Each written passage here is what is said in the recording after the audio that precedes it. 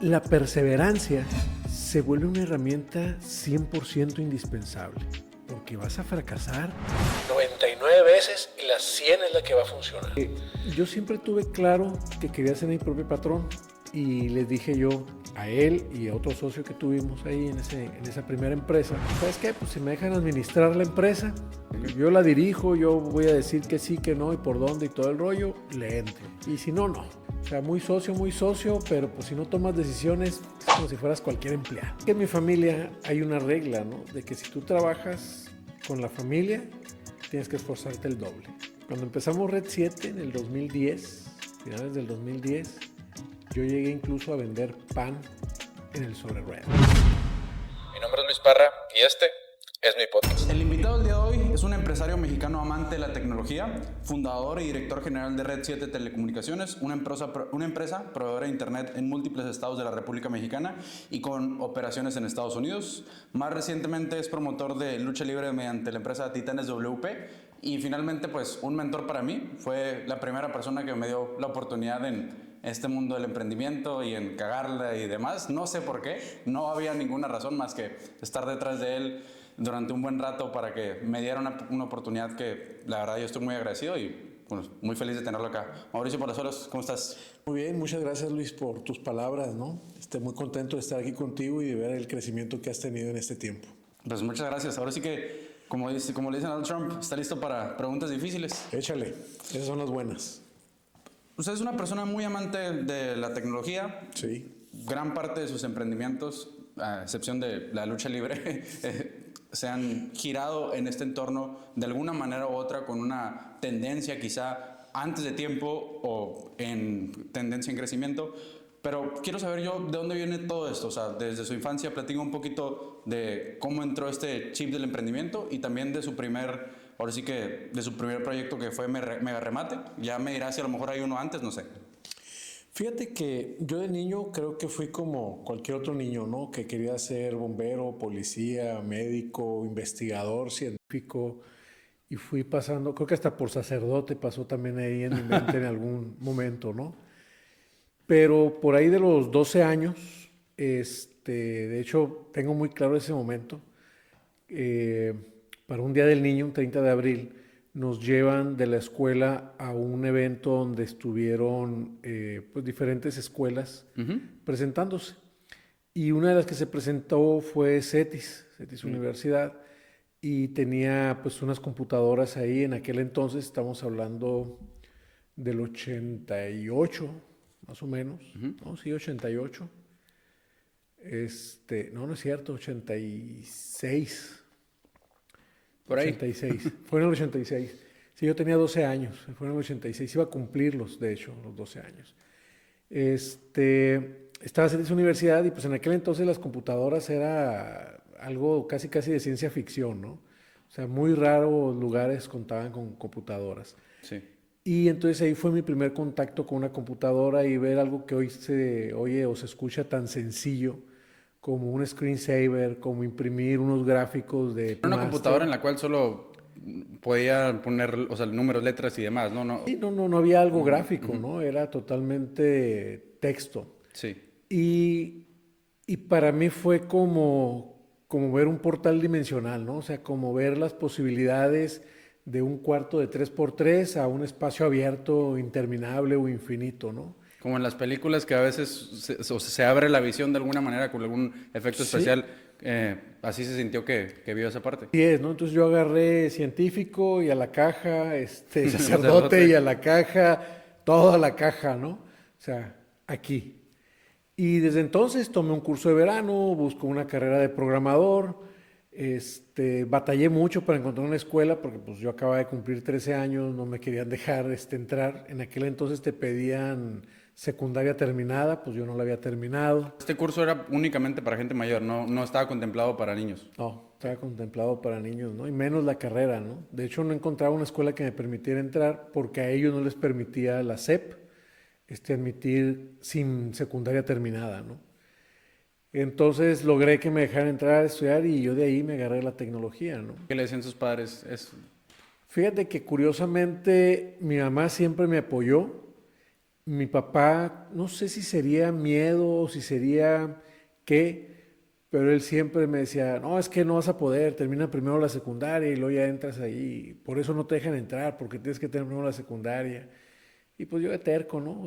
No, es que sí puedo, no, es que sí, usted déjeme, y si no, pues ya me salgo y ya vemos qué hacemos y demás. El caso es que pues logro convencerlo. Obviamente mi mamá me ayudó mucho en ese entonces a convencerlo.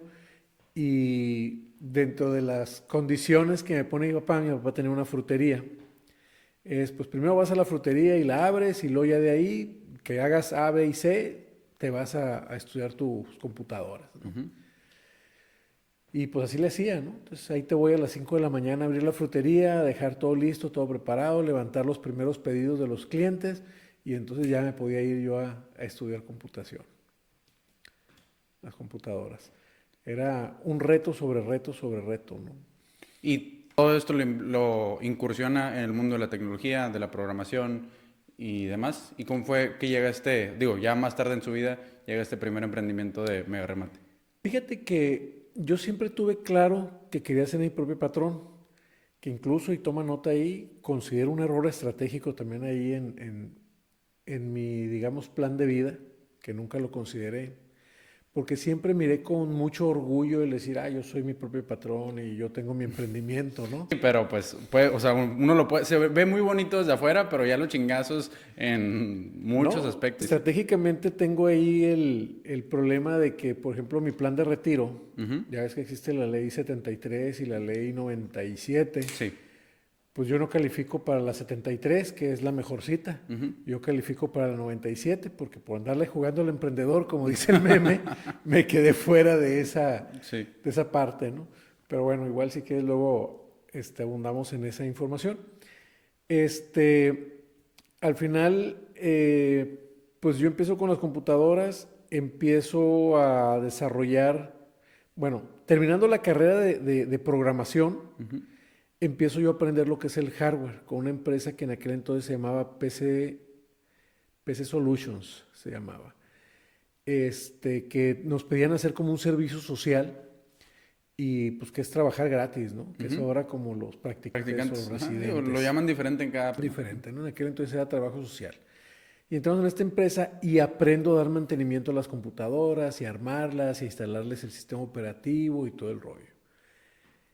Y termino de ahí y empiezo a trabajar en una oficina de una asociación civil que para autofinanciarse manejaba notificaciones. Entonces les empiezo a desarrollar un software para controlar todo eso que hacían ellos de las notificaciones, de los abonos, vendían abonos, los terrenos y el enganche y todo lo que era la contabilidad y los estados de cuenta y todo ese rollo, ¿no? En aquel entonces ya te estoy hablando como del 89, 90 más o menos, ¿no? Y les desarrollo ese sistema. Luego viene ya mi tiempo de entrar a la universidad, ya te estoy hablando ahí del 92, 93, y dejo ese trabajo y entro, busco apoyos de becas y crédito estudiantil y demás, y logro entrar a CETIS Universidad, a la carrera de Ingeniería Cibernética, porque pues obviamente me interesaba continuar con todo eso de la tecnología y demás, y era la carrera que traía su plan de estudios más avanzado.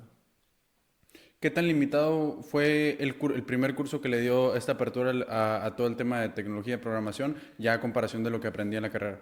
No, pues definitivamente muy limitado, ¿no? De entrada, toda la tecnología en ese momento era limitada, ¿no? Es como si yo te dijera ahorita, oye, pues ¿quién no sabe Word, quién no sabe Excel, ¿no? Sí. Pues eso fue lo que vi, Word y Excel. Ok. Pero en aquel entonces Era Lotus 1, 2, 3, o sea, no existía Microsoft. Sí. Y era WordStar, se llamaban los programas de aquel entonces, ¿no? O sea, era algo más de informática, más que nada. Sí, pero es que era como que lo que te daban era un curso de un mes, más o menos, un mes y medio. Ya cuando estudié programación, pues te voy a mencionar lenguajes de programación que ahorita Ya no ni existen, existen, ¿no? sí. Empezando por un BASIC, seguido de un Pascal, luego de un COBOL. ¿A poco ya no existen Basic y Pascal? No, ya no, ¿No? ya no existen. Lo escucho en las películas, digo, por eso me imagino. Sí, no, en las películas sí. COBOL es el que todavía hay muchas aplicaciones desarrolladas en COBOL. De hecho, todavía me ha tocado ver que buscan personas que conozcan COBOL, porque en aquel entonces fue uno de los lenguajes más poderosos que había y muchas aplicaciones de bancos, sobre todo internas, de seguridad y demás, estaban desarrolladas en ese lenguaje. Entonces, cambiar esas aplicaciones era muy complicado y muy riesgoso en cuanto a la seguridad. Entonces, todavía me ha tocado ver que hay como que programaciones o software muy específicos que siguen funcionando en COBOL, ¿no? En el caso de DBase desapareció, y otros derivados que hubo de ese lenguaje, como fue Clipper, creo que también todavía hay algunas aplicaciones ahí, pero ya muy, muy pocas, ¿no? Y ahora sí, metiéndonos un poquito en la carnita, platícame toda la historia de Mega Remate. Digo, para los que no lo saben, era pues un portal básicamente donde uno podía vender sus carros y demás, ¿no? Sí, fíjate que eso ya fue bueno, voy a ir un poquito más atrás. En el 96 más o menos, yo te decía ahorita, yo entré a la carrera en el 94, entro a estudiar ingeniería cibernética y ahí empiezo a tener contacto con el internet. Ajá. Ahorita ya es raro que una casa no tenga internet, ¿no? Pero en aquel entonces había oficinas, incluso negocios que no tenían internet. Y cuando yo entré a estudiar ingeniería, es mi primer contacto con el servicio de internet. Empiezo a ver en aquel entonces Yahoo, que era el buscador, no existía Google. Yo estoy hablando del 94. Y y empiezo a visualizar, así como en aquel entonces veo las computadoras y abre mi mente, pues ahora empiezo a ver el internet y empiezo a ver también nuevas oportunidades, ¿no? Entonces empiezo a buscar eso que yo hacía ya de programar y de desarrollar, cómo hacerlo para el internet. Y empiezo a crear o a formar diferentes proyectos. La empresa con la que yo trabajaba en aquel entonces, yo era el encargado de capacitación. Bueno, tenía dos trabajos, bueno, tenía como tres trabajos. Uno de los trabajos era como programador dentro de CETIS Universidad, en el departamento de informática. Daba cursos de computación también, en una empresa que en aquel entonces se llamaba GSR. Y, y luego daba cursos para los fines de semana también para jóvenes de secundaria. Okay. Entonces, GSR, esa empresa abre el primer café internet en Mexicali y lo abre con un concepto de cafetería como tal, ¿no? Pues que ahora le dicen café internet y son papitas, sodas, aguas y las computadoras, ¿no? Ese café no tiene nada. De café tiene nada, ¿no? En aquel entonces no, era al revés, había mesas de cafetería, había productos de cafetería, capuchinos, lates, etcétera, incluso algo de comida. Y había algunas computadoras también ahí donde tú podías llegar y hacer trabajos o navegar o perder el tiempo, ¿no? Y pues obviamente yo voy y me hago cargo de esa red también y sigo en contacto con la computación. Empiezo a desarrollar algunos proyectos ya relacionados con el internet, de desarrollo de software, también de video y de realidad virtual, también esa no te la sabías. También de radio. Okay. Radio, te estoy hablando ya del 96, 97 más o menos, que empiezo a hacer yo las pruebas. Dejo de trabajar con esta empresa y los que eran los proveedores de internet de este café internet me buscan y me ponen ahí una propuesta para que los apoye yo en el área de soporte. Entonces yo traía mis proyectos, yo ya había empezado a desarrollar el prototipo de Mega Remate, y los otros proyectos también del recorrido virtual para hoteles, y el de radio, ese surgió ya cuando estaba ahí con ellos. Entonces me voy a trabajar con ellos, pero pues con la consigna de que yo traía estos proyectos, y sí, me dieron ahí un espacio para que yo desarrollara esos proyectos. Pero por ejemplo el de recorrido virtual, pues para los hoteles no les interesó, traía una cámara VHS, una cámara así gigantesca, y luego hacía la transferencia del video a la computadora, y luego ya en la computadora se modificaba mediante varias aplicaciones para hacer el recorrido virtual. Te estoy hablando ya del 98 más o menos. Pero pues había muy poca gente que utilizaba el internet, entonces Sí. a los hoteles no les Sí, el interesó. timing no era el correcto. Era el correcto todavía, ¿no? Ahorita ya hay cámaras 360, de 360 grados, etcétera, etcétera. La tecnología es otro rollo, ¿no? Entonces el timing definitivamente no era el adecuado. La estación de radio pasó algo muy parecido. Hice la estación de radio, ponía yo mis discos o mis CDs. No había MP3 todavía. No pasa nada. Con cassettes, con discos y demás, que yo ponía música y demás. Y bien curioso porque me empieza a contactar sin buscarlo, porque era nada más un prototipo. Me empiezan a contactar muchos paisanos en Estados Unidos y me gusta a mí mucho la música regional mexicana. Entonces pues ponía banda, ponía Vicente Fernández, ponía así diferentes. Sí. Y pues los paisanos allá en Estados Unidos, oye, qué padre que te encontré, ponme tales canciones. ¿Cómo llega el tráfico a esa página? El otro. Pues automáticamente se registró en Google, que ya iba Indexó, ok. se indexó, o sea, yo sí le ponía a la página ciertas claves, aparte que estaba en un listado de estaciones de radio de 2 o 3 universidades, pero pues nunca fue el objetivo, ¿no? Era más que nada como tipo un requisito para que te dieran la licencia del software y demás, y pues así me fueron encontrando, y pues me mandaban mensajes y me escribían. Presentamos el proyecto a MBS Radio con don Pablo Brizuela. Ahorita es su hijo el que está todavía creo que a cargo, o su nieto, ya no sé. Y pues fue y miraba y dice, no, dice, esto le falta mucho, dice, todavía para que pegue, ¿no? Te digo, te estoy hablando del 99, por ejemplo, 98. Le falta mucho para que pegue, no hay audiencia, no hay esto, no hay lo otro, y por más que yo le enseñaba, oiga, pues aquí tengo tantos usuarios y no hemos hecho nada. No, tampoco funcionó, ¿no? Y Mega Remate nace, me esperé al último porque ese sí tiene más historia, nace porque yo miraba o yo veía que al final el Internet iba a ser una herramienta de ventas. Ok. De todo tipo de productos, de todo tipo de servicios, yo lo veía. O sea, para mí era muy claro eso.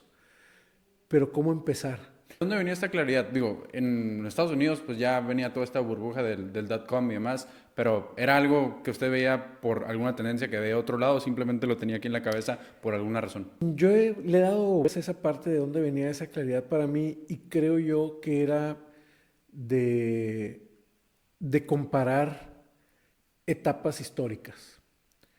Incluso posteriormente lo llegué a utilizar con unas pláticas que llegué a dar de cómo han sido los momentos de la historia. Como una nueva revolución industrial. Algo así, pero un poquito más enfocado a lo comercial. Cómo todo lo que han ido descubriendo lo vuelven comercial. Por ejemplo, yo escuchaba muchas historias de mi mamá que cuando ella estaba chica, pues no había televisión y había radio y no todos tenían radio. Entonces de repente iban y se juntaban en la casa de fulanito para escuchar el radio. Y posteriormente todos fueron teniendo radios. Pero pues también cómo fue llegando la publicidad a los radios, ¿no? E incluso llega un punto donde se vuelve, ¿cómo se puede decir? Pues la publicidad del radio hasta coleccionable, ¿no? Hay gente que tiene los audios de los anuncios de aquel entonces Sí. del radio, ¿no? De cómo anunciaban incluso dentro de los eventos. Estaban, por ejemplo, transmitiendo Vox y decían así como ahorita, Tecate, no sé qué, que la fregada. Pues desde entonces estamos hablando de hace más de 50 años, de más de 60 años, 80 años, que ya lo hacían, pues, y lo siguen haciendo. ¿Qué pasa con la televisión? Igual, no había televisiones, nadie tenía televisiones. Había una en la cuadra o en la calle y todos iban y se juntaban y algunos hasta pagaban 10 centavos, me contaba mi mamá, para que los dejaran ver el programa fulanito de tal. Igual pasaba con los anuncios o la parte comercial. Y llega un momento donde ya no era un radio por calle, ya eran 4 o 5 radios por casa, ¿no? Sí. Igual pasó con la televisión. No había televisiones en toda la calle o había una televisión por calle y llega el momento donde hay 2, 3, 4 televisiones por casa, ¿no? Igual pasa con las computadoras. No había computadoras muchas veces en todas las calles y ahorita ¿cuántas computadoras no hay, por ejemplo, aquí en tu casa? Y luego sin contar los teléfonos celulares, ¿no? O sea, los teléfonos celulares son computadoras, pero enfocadas o especializadas en, pues ya ni siquiera en la telefonía, porque es lo que menos utilizas en el teléfono. Ya lo que menos usas es para hablar. Correcto. Entonces, Yo creo que para mí era el ver todos esos momentos de pláticas o de información que me daban, donde decía yo, esta es la próxima ola comercial. Fue el radio, fue la televisión, y vienen las computadoras y viene el internet. Más claro ¿Qué es no lo puede que le estar. viene a dar Sí. la parte comercial? Porque la computadora por sí solo pues, difícilmente era algo comercial, pero viene el internet, ahí está la parte comercial. Ahí viene todo lo que son los anuncios y todo lo que es la publicidad y todo lo que es, ¿no? Entonces yo creo que de ahí venía esa claridad que tomaba yo, ¿no? Y de alguna manera yo sabía que iba a ser lo que ahora le llaman los marketplaces, que tiene Amazon, que tiene Facebook y demás. Esa era mi idea completa, ¿no?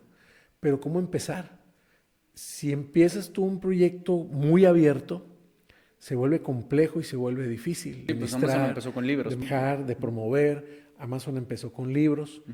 Este, entonces yo elegí los autos. Yo elegí los autos para comenzar porque aquí en la frontera, principalmente Mexicali, Tijuana, son ciudades donde el comercio de autos es exagerado, muchísimo. Mucha gente que vive de ello, ¿no? Y en aquel entonces venía gente de La Paz, venía gente, porque La Paz también es considerado frontera ¿A poco? por su condición de península, Ah, no sabía. como que está desconectado del resto del país, se le consideraba frontera, no sé si todavía, Ah, ok. pero era considerado zona fronteriza todavía. Entonces, un auto fronterizo te lo Podía podías estar allá llevar a La Paz. sin problemas, ¿no? Mientras que para acá creo que llega hasta Caborca y ya después de Caborca ya no puedes pasar un auto fronterizo. Entonces venía gente de La Paz, de San José del Cabo, de Cabo San Lucas, de toda esa zona de allá, venían aquí a comprar carros. Entonces, yo elijo los autos y empiezo a desarrollar ya la página, el prototipo con su base de datos, sus buscadores. Incluso en aquel entonces tenía un mecanismo donde tú, si tú eras un negocio establecido de autos, tú podías tener tu propia página y lo que tú alimentaras ahí automáticamente se anunciaba en el marketplace que sería hoy, ¿no? En ese entonces no existía. Nosotros le llamábamos sala de exhibición virtual. Era una sala de exhibición virtual. ¿Por qué? Porque era especializada de autos. Entonces tú tenías tu sala de exhibición y acá tenías tu sala de exhibición virtual. Sí. Y entonces la tenías anunciada acá en el marketplace, en el general, y al momento que alguien elegía ese auto para verlo, te dirigía a tu propia página para que mostraras todos los autos que tú tenías, ¿no? Como particular. Y se dio mucho que venían de diferentes partes, hablaban y hacían negocios, viéndolo en la página, ¿no? Entonces se volvió algo importante, algo creciente. 2 o 3 revistas se llegaron a acercar con nosotros para querernos comprar el proyecto. Evolucionó a una sala de exhibición también, que fue el área de Mega Remate, donde rentabas tu espacio para ir a poner tu auto ahí. Eso no estaba planeado, eso se dio la situación. Fueron diferentes circunstancias que se juntaron, ¿no? La primera fue que donde ellos se reunían, que es donde está ahora una plaza comercial ahí del Sirloin Stockade y el Pampas, Sí. ahí es donde se ponían a vender los autos. Y les piden el terreno porque iban a empezar a construir precisamente esa plaza. Entonces los empiezan a desalojar, ¿no? Y se quisieron ir enfrente al tianguis del Caballito. Y pues los locatarios no los querían porque les quitaban los espacios. Entonces también de ahí los estaban corriendo. Entonces yo veo un terreno, ahí va el día donde se ponen los circos, enfrente del Museo Sol del Niño, o bueno, por un costado, sobre López Mateos. Y viendo eso, pues se me ocurre llegar, a ver qué pasa. Y voy, toco a la oficina y entro y pues él es el encargado. Y, oiga, pues fíjate que estoy pensando en esto y esto otro. Como ve, y pues llegamos a un acuerdo y voy por el que era mi socio en aquel entonces. Y pues hacemos números, ¿sabes qué? Pues va. Y hacemos entonces también la sala de exhibición. Empezamos a cobrar por carro y el carro que entraba se anunciaba y llegábamos a tener como unos 3,000 vehículos anunciados en la página y en sala de exhibición yo creo que llegó a haber unos 600 más o menos vehículos ahí.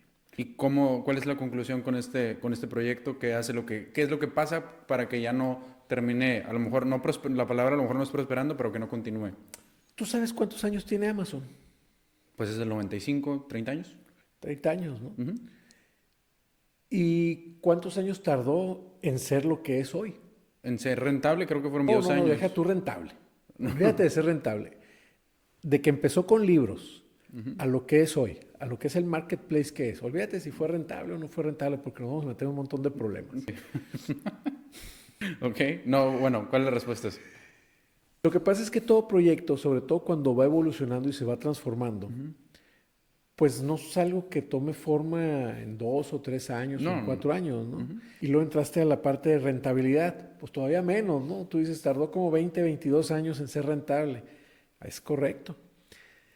Entonces, pues los que eran mis socios, ellos querían ver billetes, ¿no? Entonces dijeron, ¿sabes qué? La sala de exhibición da dinero y la página no. Yo les decía, la página también da dinero, lo que pasa es que da dinero de otra forma y no se le está metiendo el trabajo correcto, nos estamos quedando nada más como un complemento de la sala de exhibición cuando se debe trabajar por separado. El caso es que al final se desesperaron y ya no quisieron apoyar la parte de la página, la parte digital, vamos a llamarle. Y así es como muere la parte digital y pues ya saben también la historia de qué pasa con todo negocio que no se vuelve digital o que no utiliza herramientas digitales, pues también desaparece, ¿no? Sí. Pues también desapareció la sala de exhibición, porque no entendieron en su momento que era al revés, que la sala de exhibición existía por la página. Y pues ya a vuelta de 10 años después de eso, porque ya estamos hablando ahí del 2004 más o menos, en el 2000, a finales del 2004 empiezo yo otro proyecto ahora de telecomunicaciones. Sí. Ahí, en esa parte, digo, yo escuché hablar a Arturo Elías Ayub que Telmex empezó en telecomunicaciones porque a él un amigo le enseña una página de internet en la cual puede estar viendo en vivo un hotel de Nueva York, un museo, no me acuerdo qué era, que fue un museo, que era algo que le voló la cabeza, ¿no? Y que gracias a eso, pues convence al ingeniero Slim de que era donde tenía que estar Telmex. Y pues ya empiezan a hacer todo el trabajo y demás. Toda esta tendencia al Internet fue un derivado de querer empezar en el mundo de las telecomunicaciones. Fíjate que no. Yo te platicaba hace ratito de que el proyecto de radio y del proyecto de, incluso el de Mega Remate empieza dentro de una empresa de telecomunicaciones que vendía en Internet. Ellos eran proveedores de este café Internet. Ya. Entonces, a mí siempre se me facilitó la tecnología, ¿no? El aprenderla, el repararla, el administrarla. Fíjate que yo creo que lo estoy perdiendo, ¿eh? Me he vuelto más administrativo que técnico, ¿no? Pero creo que todavía se me da. Creo que todavía tengo por ahí un par de chispas guardadas. Por lo menos en la parte de visión, sí. Okay. Y entonces participando o colaborando con esta empresa, porque yo ya necesitaba tener un servidor en línea para poder empezar las pruebas de la estación de radio, de los recorridos virtuales que se vieran por internet y todo esto, es donde vuelvo a llegar a esta empresa que me hace la propuesta que los apoye yo en soporte. Entonces ahí yo empiezo a aprender ahora lo que es la conectividad. Yo ya manejaba la programación, ya manejaba la parte de las computadoras, de que era el hardware, pero no sabía yo de redes. Pero entonces me contratan porque pues empiezan a tener problemas con las tarjetas de red, empiezan a tener problemas con los routers. En aquel entonces era bastante complicado todo eso, ¿no? Y me empiezan a pedir ayuda con un problema, con otro, me hacen la propuesta para que me haga cargo del área de soporte. Luego resulta que su encargado de red pues no sabía tanto de redes como creían. Me da un librote así de TCP/IP. TCP/IP es un protocolo de red. Y pues empiezo yo, mira, órale, ¿no? Y empiezo con la computadora. En aquel entonces eran líneas de texto. O sea, todo lo que era configuración de routers y todo eso eran líneas de texto, líneas de texto. Vean una película que se llama Juegos de Guerra. Es una película muy vieja. Juegos de Guerra. Es de las primeras películas que hicieron de inteligencia artificial. También, esa les recomiendo. Y ahí sale mucho todo ese de instrucciones de texto, ¿no? Que fue también de mis inspiraciones. Entonces empiezo ahí a aprender redes con esta empresa, pero mi prioridad era el desarrollo de los otros proyectos. Entonces la empresa está quiebra por problemas administrativos y yo sigo con mi proyecto de Mega Remate. Me había contratado otra empresa también para que le desarrollara unos softwares administrativos y entonces traía esos dos proyectos ahí a la vez. Y uno de los socios de esa empresa que quiebra de telecomunicaciones, pues sigue en contacto conmigo, eventualmente me empieza a apoyar con el proyecto de Mega Remate, pero pues su intención era que le ayudara yo con un proyecto de telecomunicaciones, ¿no? Y él empieza su empresa de telecomunicaciones y yo le empiezo a ayudar, pero era de él el negocio. Ya cerca del 2004 o a mediados del 2004, empieza a tener problemas con esa empresa que había formado y me propone que abramos otra empresa de telecomunicaciones. Y pues lo acepté la propuesta, ya estábamos cerrando lo que era la página de Mega Remate y estaba yo haciendo ahí varios ajustes en mi plan de vida y les dije yo a él y a otro socio que tuvimos ahí en esa primera empresa, que no es Red 7 todavía, les dije yo, ¿sabes qué? Pues si me dejan administrar la empresa, Administrarse, le entro, ¿no? manejarla, director. Manejar yo la empresa. Okay. Yo la dirijo, yo voy a decir que sí, que no y por dónde y todo el rollo, le entro. Y si no, no. Y me dijeron que sí. Y que me dicen que sí. ¿Qué edad tenía en este momento? Pues fue el 2004. Tenía yo 29 años. Y, por ejemplo, esa decisión, ¿cree que venía de una experiencia pasada en la cual a lo mejor no tuvo el apoyo que quería en decir, ¿sabes qué? Vámonos por este proyecto o démosle por este lado? O también un poco de el ego de juventud, decir, ¿sabes qué? Yo sé por dónde, ya me la sé de cierta manera. ¿Y cree que fue una decisión acertada o no? Definitivamente fue una decisión acertada y fue provocada por lo primero que dijiste, por la experiencia de que me limitaran en la toma de decisiones. Precisamente en Mega Remate, ¿no? En Mega Remate pues deciden apoyar la sala de exhibición y no darle fuerza o no darle recursos a la página. No entendieron ellos que la página se podía replicar en cualquier ciudad con recursos mínimos, mientras que la sala de exhibición no. Algo era escalable y lo otro no. Exactamente. Y pues no fue decisión mía, ¿no? Entonces, dentro de las condiciones que pongo yo para formar esta empresa, fue esa. Pero me van a dejar tomar las decisiones, yo voy a decidir el rumbo, yo esto, yo lo otro, ¿no? O sea, auditen, revisen todo lo que quieran revisar, pero yo tomo las decisiones. Entonces, eso fue lo que provocó eso. ¿Por qué? Porque si no iba a ser de vuelta lo mismo, ¿no? O sea, muy socio, pero pues si no tomas decisiones, es como si fueras cualquier empleado. Sí. Al fin y al cabo, ¿no? Ahora, pasa el tiempo y después de no sé cuántos años, pues al final del día le toca salir de esta empresa, a la cual, pues de cierta manera le había puesto lágrimas, amor, tiempo. ¿Qué pasa por la mente, por su mente o la mente de un emprendedor en este caso, cuando tiene que abandonar un proyecto a lo mejor que significaba mucho para usted por el tiempo que le había metido? Al final, ya hoy te lo puedo resumir como una pérdida, ¿no? Y como toda pérdida, tienes dos opciones. Una, dejarte caer. Y dos, darte una pausa para procesar la pérdida y seguir adelante. ¿Se tomó un tiempo? Relativamente sí, porque tenía que definir qué es lo paso. que era el siguiente paso, qué iba a hacer, cómo lo quería hacer. O sea, ya sabía que iba a abrir otra empresa de telecomunicaciones. No, sí, bueno, no de telecomunicaciones, porque yo traía un proyecto, yo quería regresar al desarrollo de software. Okay. En aquel entonces, te estoy hablando del 2010, bueno, desde el 2009, yo traía la idea de regresar al desarrollo de software. Hay un concepto de data centers que se escuchó mucho y que desapareció, pero no desapareció realmente el uso. Los data centers siguen existiendo, los centros de datos, pero han cambiado o se han modificado un poco los conceptos de la comercialización. Okay. Porque hoy le llaman mucho los servidores virtuales. pero al final el servidor virtual existe en una máquina física. Y esa máquina física existe en una serie de servidores físicos interconectados en un lugar que es un data center.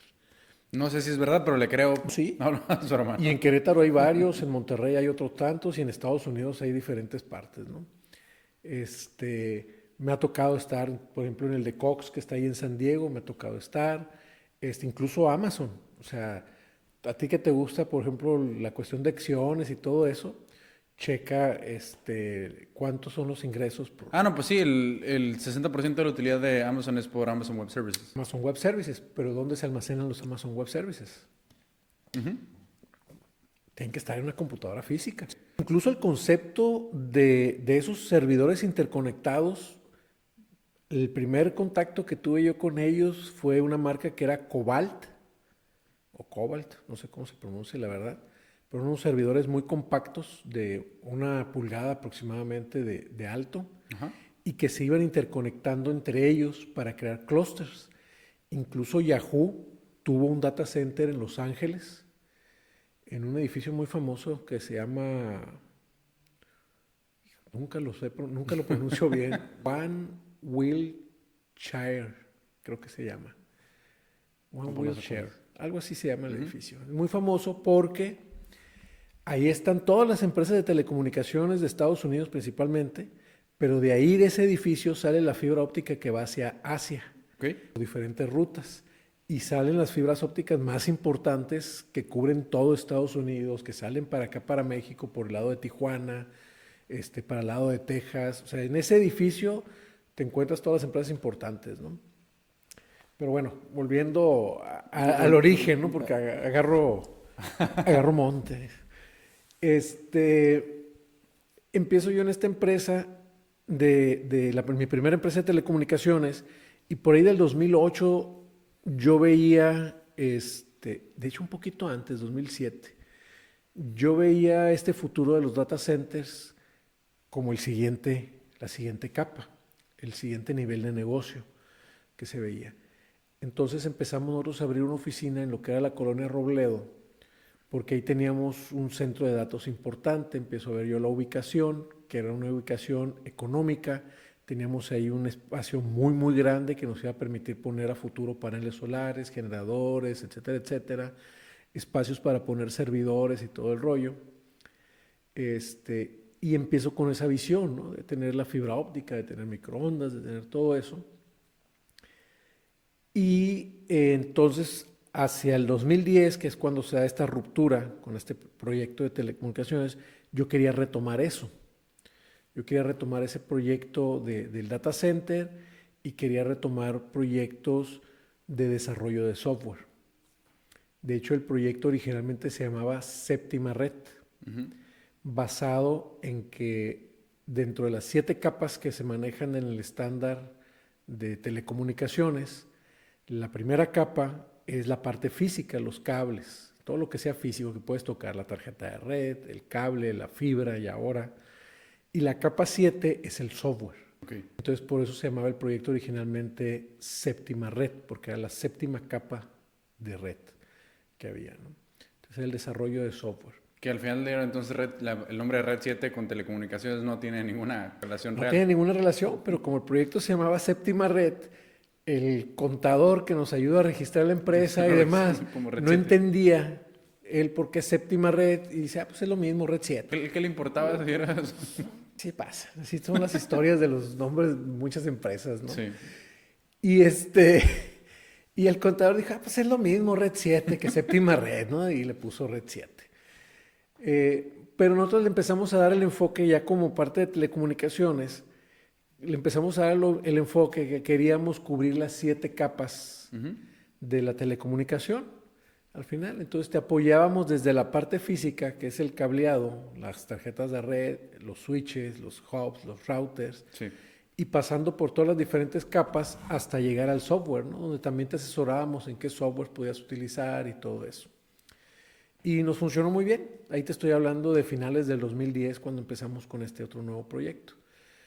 Y se da porque, te digo, yo traía el otro proyecto pero la persona dueños del edificio donde yo quería desarrollar este data center y demás, me dice, oye, pues mejor vamos abriendo otra empresa de telecomunicaciones. Que ese fue su primer socio en Red 7. Ese fue mi primer socio en Red 7. Ok. Y ahí esa es una parte que siempre he tenido la curiosidad sobre... Hay mucha gente, por ejemplo, cuando yo tuve el primer contacto con usted, yo no sabía que eran las telecomunicaciones. La verdad, ignorantemente yo pensé que a lo mejor era algo que tenía que ver con televisión, ¿no? O algo similar. Ya después, obviamente, pues se me quitó esa parte al entrar a Red 7, ¿no?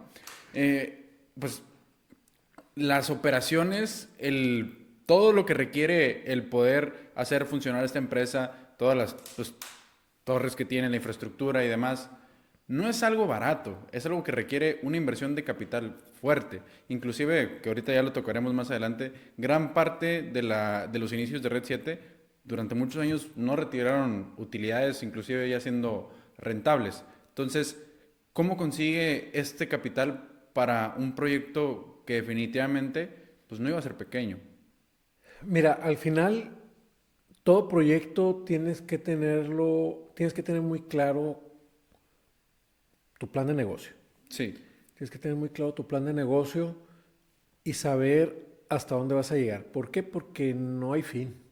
Pero ¿a poco en ese momento usted ya tenía esa visión en la cual sí tenía un plan estratégico o un plan de negocio bien mapeado o bien calculado? Porque digo, no era, a lo mejor ahorita en esta época ya está mucho más de moda tener un plan de negocio porque lo escuchamos en redes de 1000 personas y demás, pero en ese momento no era algo tan común, no era algo tan normal y no había pasado a lo mejor por un MBA o por una carrera administrativa que le hubiera metido eso en la cabeza. ¿De verdad ya lo tenía contemplado o...? O sea, sí, Sí, no. pero al estilo de ese entonces, ¿no? Ok. Es como si yo te digo, oye, ¿y a poco ya existía el Internet en el 94 cuando estudió ingeniería? Pues sí, pero no se compara al Internet que haya hoy, ¿no? O sea, incluso en una plática decía, oye, pues es que en el 94, hacía 30 años, ahorita ya van a ser 31 años, la conexión de Internet que había era de 56K, pues. O sea, ni siquiera un mega. 56K, o sea, necesitabas, ¿qué? 20 conexiones de esas para un mega. Ahorita las casas tienen, ¿qué te gusta? 20 megas por lo menos. Por lo menos. Por lo menos, ¿no? Está chafón, ¿no? Y está chafa. O sea, ya hay casas que tienen 1 giga de conexión. ¿Cuánto tiene en su casa para ponerlo ahí en sus... Ahorita tengo 2 conexiones. Tengo uno con una competencia de 200 megas y tengo uno con mi propia empresa de 1 giga. ¿Duró mucho tiempo sin tener internet propio de ustedes en su casa? Sí. Pero se veía mal, ¿es Sí, cierto? claro. Y hubo otro tanto tiempo donde mi conexión, la mía, era de bien poquitos, ¿no? De 10 megas, por ejemplo. ¿Por qué? Porque mi infraestructura pues no llegaba a donde yo vivía. Entonces tenía una conexión porque tenía que estar conectado en mi red para poderla administrar de casa a la hora que fuera, ¿no? Entonces no era para que yo navegara, era para poderla administrar la red, ¿no? Entonces estoy hablando que a lo mejor cuando la primera conexión que pusimos tenía 2 megas, 3 megas. Pero al final para la parte administrativa pues era suficiente, ¿no? Este socio fue el inversionista. Él tenía otros negocios, él ya había tenido, de hecho también se dedicaba a las telecomunicaciones, pero radios de trunking. Y tenía otros negocios, ¿no? Se dedicaba mucho a la energía eólica y solar posteriormente. Y pues le interesó mucho el proyecto que yo traía.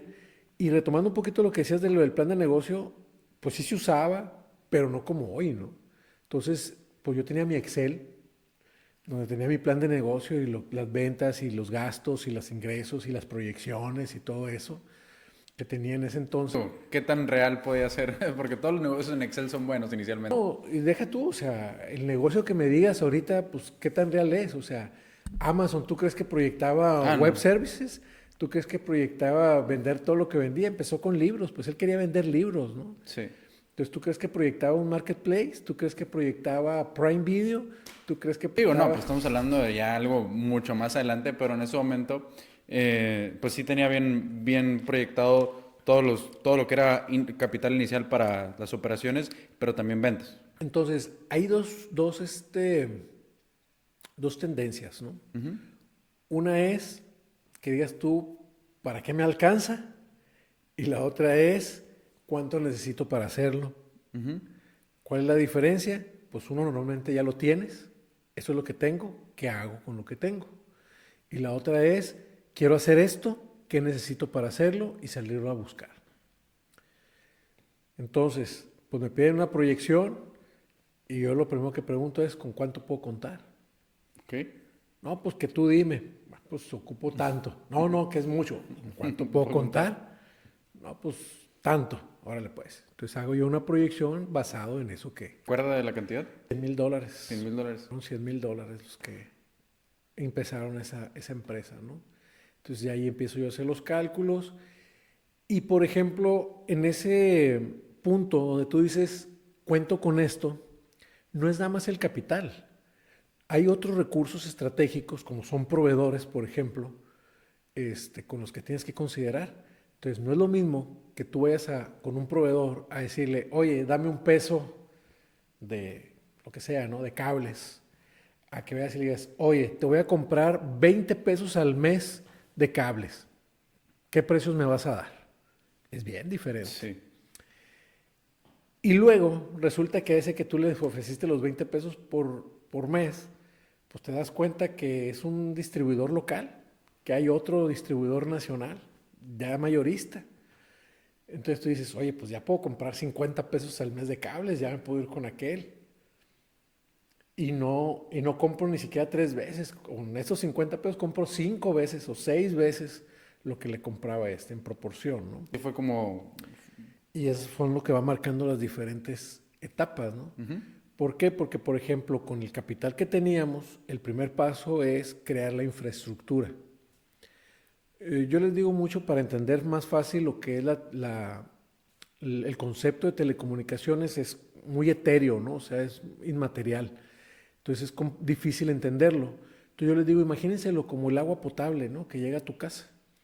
Primero tiene que pasar la tubería enfrente, ¿no? Ir por la calle para que vayas y te conectes y te pongan tu medidor y ya te entreguen el agua potable. Entonces primero hay que crear toda esa infraestructura. O la electricidad, primero tiene que estar el poste allá afuera, ¿no? Donde van los cables para que puedan meterlo a tu casa. Entonces hay que crear toda esa infraestructura primero para poder entregarle el servicio a un cliente. Entonces esa inversión, el 80%, se va en crear esa infraestructura. Y teníamos que estar yendo a Tijuana por materiales, porque aquí no había localmente proveedores.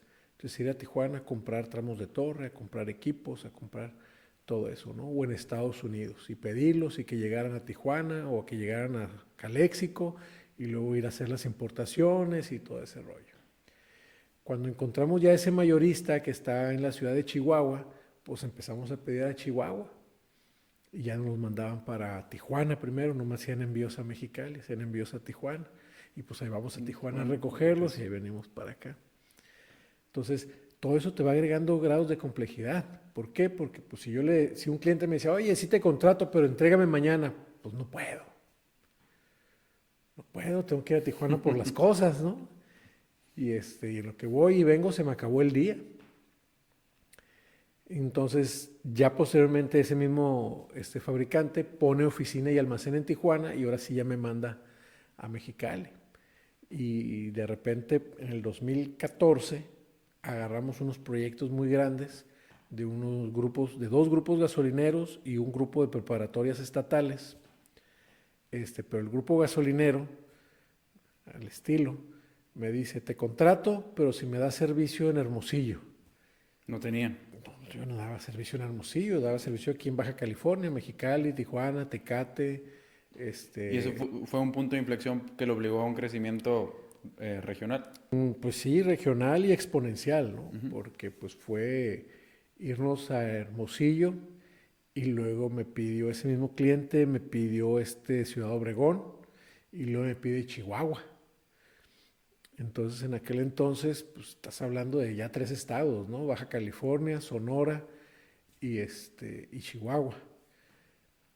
Y pues me empiezo a apalancar con los proveedores. Voy y hablo con este proveedor, que ya era un proveedor importante para nosotros y nosotros un cliente importante para ellos. Y le digo, oye, ¿sabes qué? Traigo este proyecto, voy y me entrevisto con el dueño de la empresa, traigo este proyecto así, así, así, necesito que me apoyes. Y me dice, ¿cómo quieres que te apoye? De entrada, ábreme una línea de crédito. ¿Cuánto necesitas? 500,000 pesos. Todavía pasó saliva así. Me dice, ¿cuánto? 500,000 pesos. Le dije. O sea, estoy hablando del 2014, hace 10 años, ¿no? Y me dice,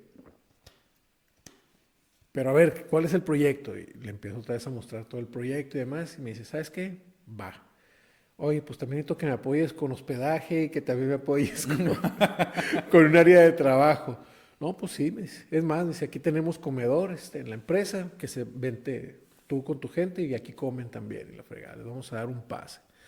Entonces hospedábamos ahí, salíamos como si fuera nuestra empresa. De estar ahí hospedados, salíamos, cargábamos los materiales, los equipos que íbamos a ocupar ese día. Comíamos ahí en el comedor con todos los demás empleados que tienen ellos y salíamos a instalar.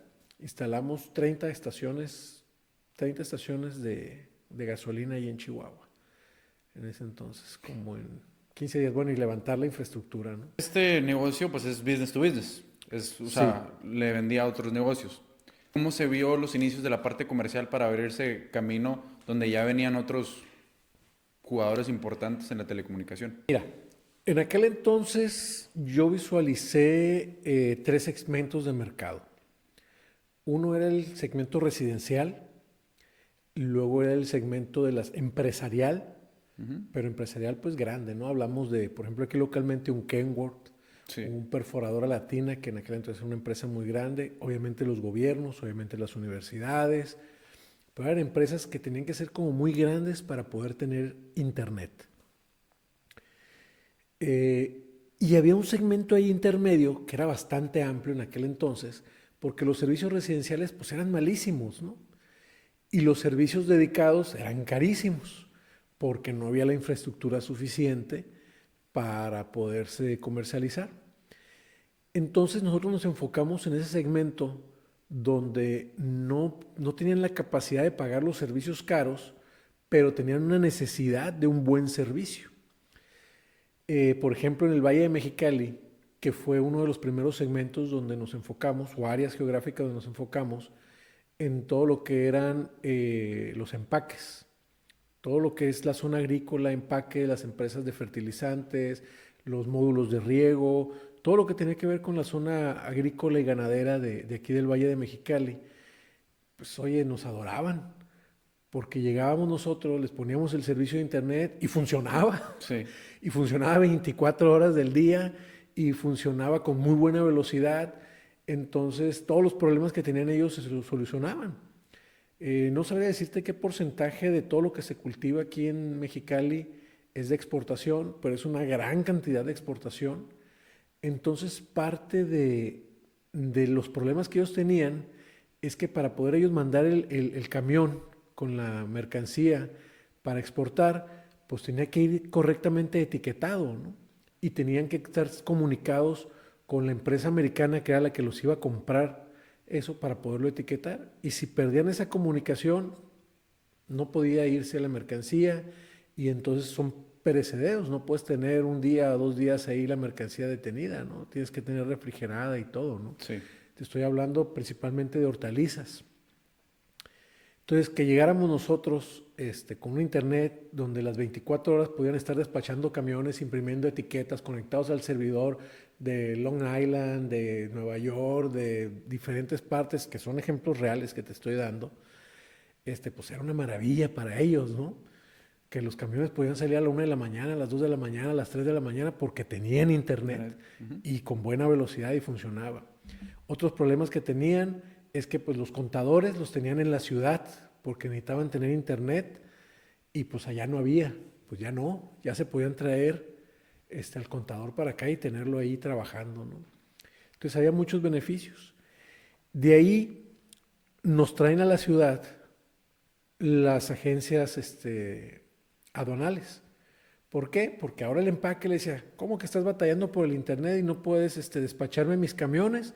Si yo acá donde estoy tengo un internet chingón. Mira, esta es mi empresa, ve y contrátalos. Y nos empiezan a contratar agencias aduanales. Y nos empiezan a contratar otro tipo de empresas que tenían esa necesidad de un buen servicio de internet, pero no tenían la capacidad para pagar los servicios dedicados tan caros. Ahora, comienzan a crecer y ahorita era algo que mencionaba, que durante, ¿qué fue? 7, 8 años no te retiraron nada de utilidades. Unos 8 años, estoy hablando que fue el 2010 y hasta el 2017. Entonces, ¿usted vivía de su sueldo? Tenía un sueldo y un sueldo equiparable al de cualquier empleado que fuera en cualquier empresa. ¿Cómo se vivió esa parte? Y digo, porque ahorita creo que la gente, bueno, me incluyo, ¿no? Somos muy desesperados, ¿no? En todos Sí. los sentidos. Y pues obviamente el ver un negocio crecer sí es muy bonito, pero el verlo crecer y que la cartera de uno no crezca, porque independientemente de cualquier cosa que pueda decir, oye, sí, lo estoy haciendo por pasión, lo estoy haciendo por tal, pues al final del día el incentivo económico es, nos haríamos tontos diciendo que no existe o que no es algo que se contempla. Y sobre todo ya en su caso, con un matrimonio, con tres hijos, ¿cómo vivió esa parte? Y fue alguna plática importante con los socios de decir, ¿sabes qué? Durante tal tiempo no vamos a retirar o no vamos a retirar. ¿Fue algo que peleó usted a favor, en contra? ¿Cómo se No, y vio? definitivamente fue algo que incluso yo pedí, ¿no? Y el socio capitalista me decía, pero ¿cómo? ¿No vas a tener ese sueldo? Sí, le digo. No, pero pues es que tú también necesitas, sí, pero también necesitamos crecer. Todos los negocios, pues existe el concepto de punto de equilibrio. Pues hay un punto de equilibrio. ¿Tardaron años en llegar a su punto de equilibrio? Sí y no. ¿Por qué? Porque tu punto de equilibrio puede ser uno en la primera etapa de nacimiento, pero si estás creciendo, el Requiere punto de mayor... equilibrio cambia. Ajá. Y si vuelves a crecer, pues tu punto de equilibrio vuelve a cambiar, ¿no? No es Pero lo de que... ese, a lo mejor lo podemos contemplar, de esa primera inversión de $100,000, tardó mucho en llegar a ese punto de equilibrio. Yo creo que 3 años más o 3 años, menos. ¿ok? Tardamos 3 años, ¿no? ¿Por qué? Por lo mismo que te decía, las empresas de telecomunicaciones requieren de infraestructura. Entonces, en lo que íbamos construyendo la infraestructura e íbamos conectando clientes, este, pues Sí. es lento y tardamos aproximadamente unos 3 años en lograr el punto de equilibrio. Probablemente fue menos, porque te digo, éramos 4 personas realmente los que empezamos, ¿no? Y uno era el velador que cuidaba el lugar de esos 4. Éramos. Y ahora, ¿de dónde salía la lana para que usted verdaderamente pudiera mantener a su familia durante todo este tiempo? Pues mira, cuando empezamos Red 7 en el 2010, finales del 2010, yo llegué incluso a vender pan en el sobre ruedas. ¿Sí? Estamos hablando de que hace 15 años, esto van a ser 15 años, yo anduve en los sobre ruedas también vendiendo pan los fines de semana. Entonces, hacía diferentes tipos de actividades que me pudieran generar un ingreso, ¿no? Específicamente en cuanto al pan, mi esposa tenía o manejaba un expendio. Manejaba un expendio, mi ex esposa, y ahora, manejaba un expendio de pan y entonces en las noches íbamos y surtíamos el expendio de pan y luego los fines de semana íbamos y vendíamos también en sobre ruedas. A eso agregale que pues también de repente vendía computadoras, o sea, veía de oportunidad en especiales, por ejemplo, tipo Black Friday, o que llegas a la Best Buy y hay una especial de Open Box y demás, pues yo las agarraba y luego las vendía acá, entonces eso me generaba un ingreso. Entonces vas realizando diferentes actividades de acuerdo a las oportunidades de negocio, de acuerdo a las opciones que te va presentando la vida, ¿no? Y obviamente te vas apoyando, como te decía ahorita, por ejemplo, te decía ahorita, mi actual pues, ex esposa tenía el expendio, pero pues también ahí colaboraban mis hijos, entonces de repente nos íbamos yo y mi hijo a surtir el pan y a dejarlo en el expendio, al día siguiente otro de mis hijos iba y abría el expendio y empezaban a vender, y así sucesivamente. Uno de mis hijos, el mayor, de hecho ahorita es mi gerente operativo en Red 7, ha estado conmigo muchos años, ¿no? Desde soporte, te estoy hablando, creo que tiene pues como 10 años ya trabajando conmigo. De hecho, esa era una de las cosas que quería platicar. ¿Cómo se vive esa parte en ambos puntos? En cuanto a, de su lado, digo que creo que no puede hablar por él, pero se puede dar una idea de tener a su papá como patrón y tener a su hijo en un puesto bien importante y bien estratégico que no cualquiera puede manejar, sobre todo por la dificultad técnica que puede llegar a tener en esta industria en particular. Y también, o sea, por otro lado, digo, Alim, que yo lo conozco, tiene unas características técnicas muy padres, a lo mejor del lado comercial no es algo que, vamos a decir, que tenga tan nato, que es algo que ha trabajado más, pero ¿cómo se mantiene ese balance, por una parte, en decir, en la relación con ustedes, y luego del otro lado, en que sí tiene unas habilidades muy claras, pero para otras requiere un poquito de mentoría, pero la mentoría entre padre, hijo, jefe, hijo, ¿cómo se vive esa parte? A mí me ha sido muy complicado, mira, a mí me gusta mucho, yo prefiero mucho separar lo que es familia de lo que es trabajo, ¿no? Porque No creo esa parte, ¿no? Porque toda su familia de trabajo ha sido muy mezclada. sí, pero pregúntales cómo les ha ido. Es que familia, hay una regla, ¿no? De que si tú trabajas con la familia, tienes que esforzarte el doble. ¿Por qué? Porque tienes que ponerle el ejemplo a los demás. Entonces, cuando es muy común que sea al revés, es el hijo del patrón y ahí está sentado, nomás supervisando y demás, aquí no. Aquí le chingas el doble que los demás. ¿Por qué? Porque tienes que poner el ejemplo.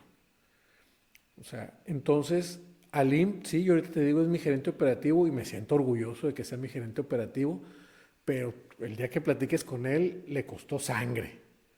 Y literalmente le Pues costó de hecho, sangre. usted no lo eligió, ¿verdad? No, termina siendo el consejo y por varias evaluaciones que realizan, ¿no? Externas. Externas, de un proveedor externo y la recomendación incluso de ese proveedor externo, ¿no? Que nos presenta las evaluaciones, nos las explica, lo que está viendo en cuanto al perfil. Había otros 2 candidatos que también querían el puesto. Había otros puestos, pero los 3 querían ese puesto, ¿no? Y analizando los perfiles, tanto de los puestos como de las personas, se deciden otros espacios, otros movimientos, y es esa empresa la que propone que a Aline se le dé ese puesto. Pero Aline empezó de técnico, él contestaba llamadas de que, sí, Red 7, ¿cuál es su problema? No tiene internet, revise esto, revise lo otro, como cualquier call center, así empezó. Así empezó, y algo que cuento yo mucho es que llego a tal grado de separar las cosas que yo corrí 2 veces a Aline de la empresa, ¿no? Okay. De hecho, la última vez yo no lo contraté. Lo contrata mi socio Paco en Tijuana, porque Aline se había ido a estudiar medicina, fíjate, medicina allá en, ¿cómo se llama? Valle de San Pedro. Ahí en Tijuana, pero no sé Allá cómo en se Tijuana. llama. Ajá. Estudiar medicina allá en Tijuana, deja la escuela de medicina y se queda allá porque traía a su novia y todo el rollo allá. Y pues conocía la empresa, ya había estado trabajando con nosotros en soporte, ya había apoyado en instalaciones, conocía el negocio, ¿no? Le sabía los routers y todo el rollo. Y es cuando abrimos San Diego. Entonces mi socio pues le habla y, oye, pues vente a ayudarme en una instalación, oye, pues vente a ayudarme en soporte, oye, pues ya mejor te contrato. Entonces en la plática que tengo yo con mi socio, con Paco, le dije, si tú lo vas a contratar, tú te haces responsable. A mí no me andes hablando de que si te sacó la lengua, de que si llegó tarde, de que si faltó, de que... A mí no me vengas a decir nada. Si lo quieres correr, lo corres, lo quieres castigar, lo castigas, lo que tú tengas que decidir, tú lo decides. A mí no me metas. Y así fue como vuelve a entrar. Y de hecho, No. Cada rato me hablaba Paco, oye, que no me contesta. Es tu problema, le decía yo. Es tu problema, yo te dije. No, pues sí, pero nomás me quería desahogar, me dice mi socio. Y posteriormente, pues ya decide él regresarse a vivir a Mexicali. Y pues ya ahí habla mi socio también de vuelta conmigo. Oye, pues Aline se quiere regresar, me gustaría que siga en la empresa y demás, bla, bla. Y se viene a ayudarnos principalmente como instalador y luego como coordinador de instalaciones y luego creamos el puesto de proyectos y así fue como que de hecho él creó el puesto de proyectos porque él ve la necesidad primero de la necesidad del administrador de instalaciones, del coordinador de instalaciones y luego ve la necesidad de proyectos y él crea esos puestos y ya de proyectos es donde pasa a gerente operativo, ¿no? ¿Y cómo ahorita es esta mancuerna en cuanto a que por una parte sí o sea, no sé si por alguna parte lo está preparando para un siguiente puesto en temas de dirección general ya en un futuro, pero ¿cómo es esta mentoría dividirla entre lo que es padre e hijo, que por más grande que uno pueda estar, pues siempre, me imagino que siempre lo termina viendo como su hijo primeramente? Sí, definitivamente sí, pero que no lo oiga, ¿eh? Que no sepa nadie, que quede entre nosotros. La verdad es que sí, ¿no? O sea, mira, para empezar, pues tú ahorita todavía no tienes hijos, ¿no? ¿Cómo sabe? Pero, o que tú sepas también, ¿no? O ya sabes, No, tú sí no sabes, sé, no me ha ya tocado. ves. Que tú sepas tampoco, ¿no? A lo mejor sí anda por ahí un Luisito. Pero bueno, uno nunca deja de verlos con ternura. Nunca deja de verlos como niños chiquitos, ¿no? Y esa es la parte complicada. Eso es lo que lo vuelve muy complicado. ¿Por qué? Porque es como el gimnasio, ¿no? Si no duele, no sirve. Es el principal lema o el lema más famoso que hay en un gimnasio. ¿Por qué? Porque tienes que hacer el ejercicio de tal forma y con tal peso que rompa las fibras musculares existentes para que se reconstruyan con un nuevo tamaño, ¿no? Sí. Entonces, lo mismo pasa en la vida. Tú tienes que sacarlo de su zona de confort a cualquier persona. Tienes que sacarlo de su zona de confort, de hacerlo batallar para que crezca, porque si no, no va a crecer. Y entonces se vuelve complicado porque la mayoría de los padres, en el fondo por lo menos, lo que quisiéramos es verlos que no batallen, verlos que estén cómodos, verlos que disfruten, verlos que estén felices. Pero pues la vida la tienes que conseguir tú. O sea, tú tienes que ir a cazar. ¿Por qué? Porque pues tus papás no siempre van a estar contigo, sino por el contrario, va a llegar un momento en el que tus papás ya no puedan ir a cazar. Entonces ahora tú vas a tener que cazar para ti, para tus hijos y para tus papás, ¿no? Entonces tienes que enseñarles a cazar. ¿Y qué implica el enseñarles a cazar? Pues que un pinche tigre los pueda morder, que un animal, un toro, los pueda embestir, ¿no? Que se golpeen con una piedra, que se anden ahogando en un río, que todo lo que implica andar en el mundo, ¿no? Y van a decir, pues sí, pero eso era antes, que era el mundo salvaje. Pues ahorita está peor, ¿no? Porque ahora te encuentras narcos, ahora te encuentras, híjole, no me quiero meter en política, ¿No? pero te encuentras de todo. Sí. Te encuentras de todo, ¿no? Ladrones, secuestradores, que te piden piso, te encuentras absolutamente de todo, ¿no? Entonces yo creo que está más salvaje ahora que antes, ¿no? Por un lado. Entonces sí, a lo mejor ya no hay las bestias que había en ese entonces, ¿no? Pero pues ahora hay otras que no te das ni cuenta. Sí. Entonces, lo que te decía hace ratito y que dejamos inconcluso y creo que es muy importante, que dentro de todo este tema de lo complicado que es trabajar con tu familia, en este caso con mi hijo, cuando se da la pandemia y que se populariza esta aplicación de Clubhouse, Ajá. me toca estar en un foro con Arturo Elías Ayub. Ok. Buenísima onda, ¿eh? Ahora sí que como dice él, es un tipazo. Es un tipazo el camarada.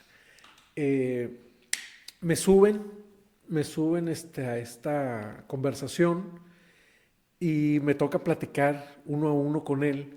Y precisamente esa fue mi pregunta. Cabrón, ¿tú cómo le haces para trabajar? Pues es tu suegro, Carlos Slim, es tu suegro, tu hijo es el encargado del marketplace que tiene pues el corporativo, el grupo. Sí. ¿Cómo le haces, cabrón? ¿Y cuál es la respuesta?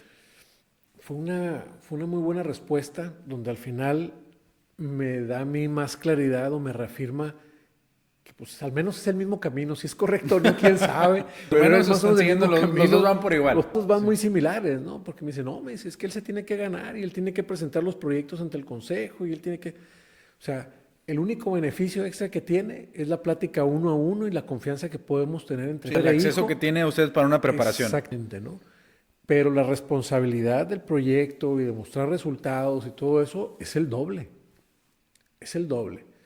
Entonces, pues me dice él, por ejemplo, pues tú conoces la historia de cómo empieza el Internet y cómo lo presenta Elías Ayub a Carlos Slim para que empiecen.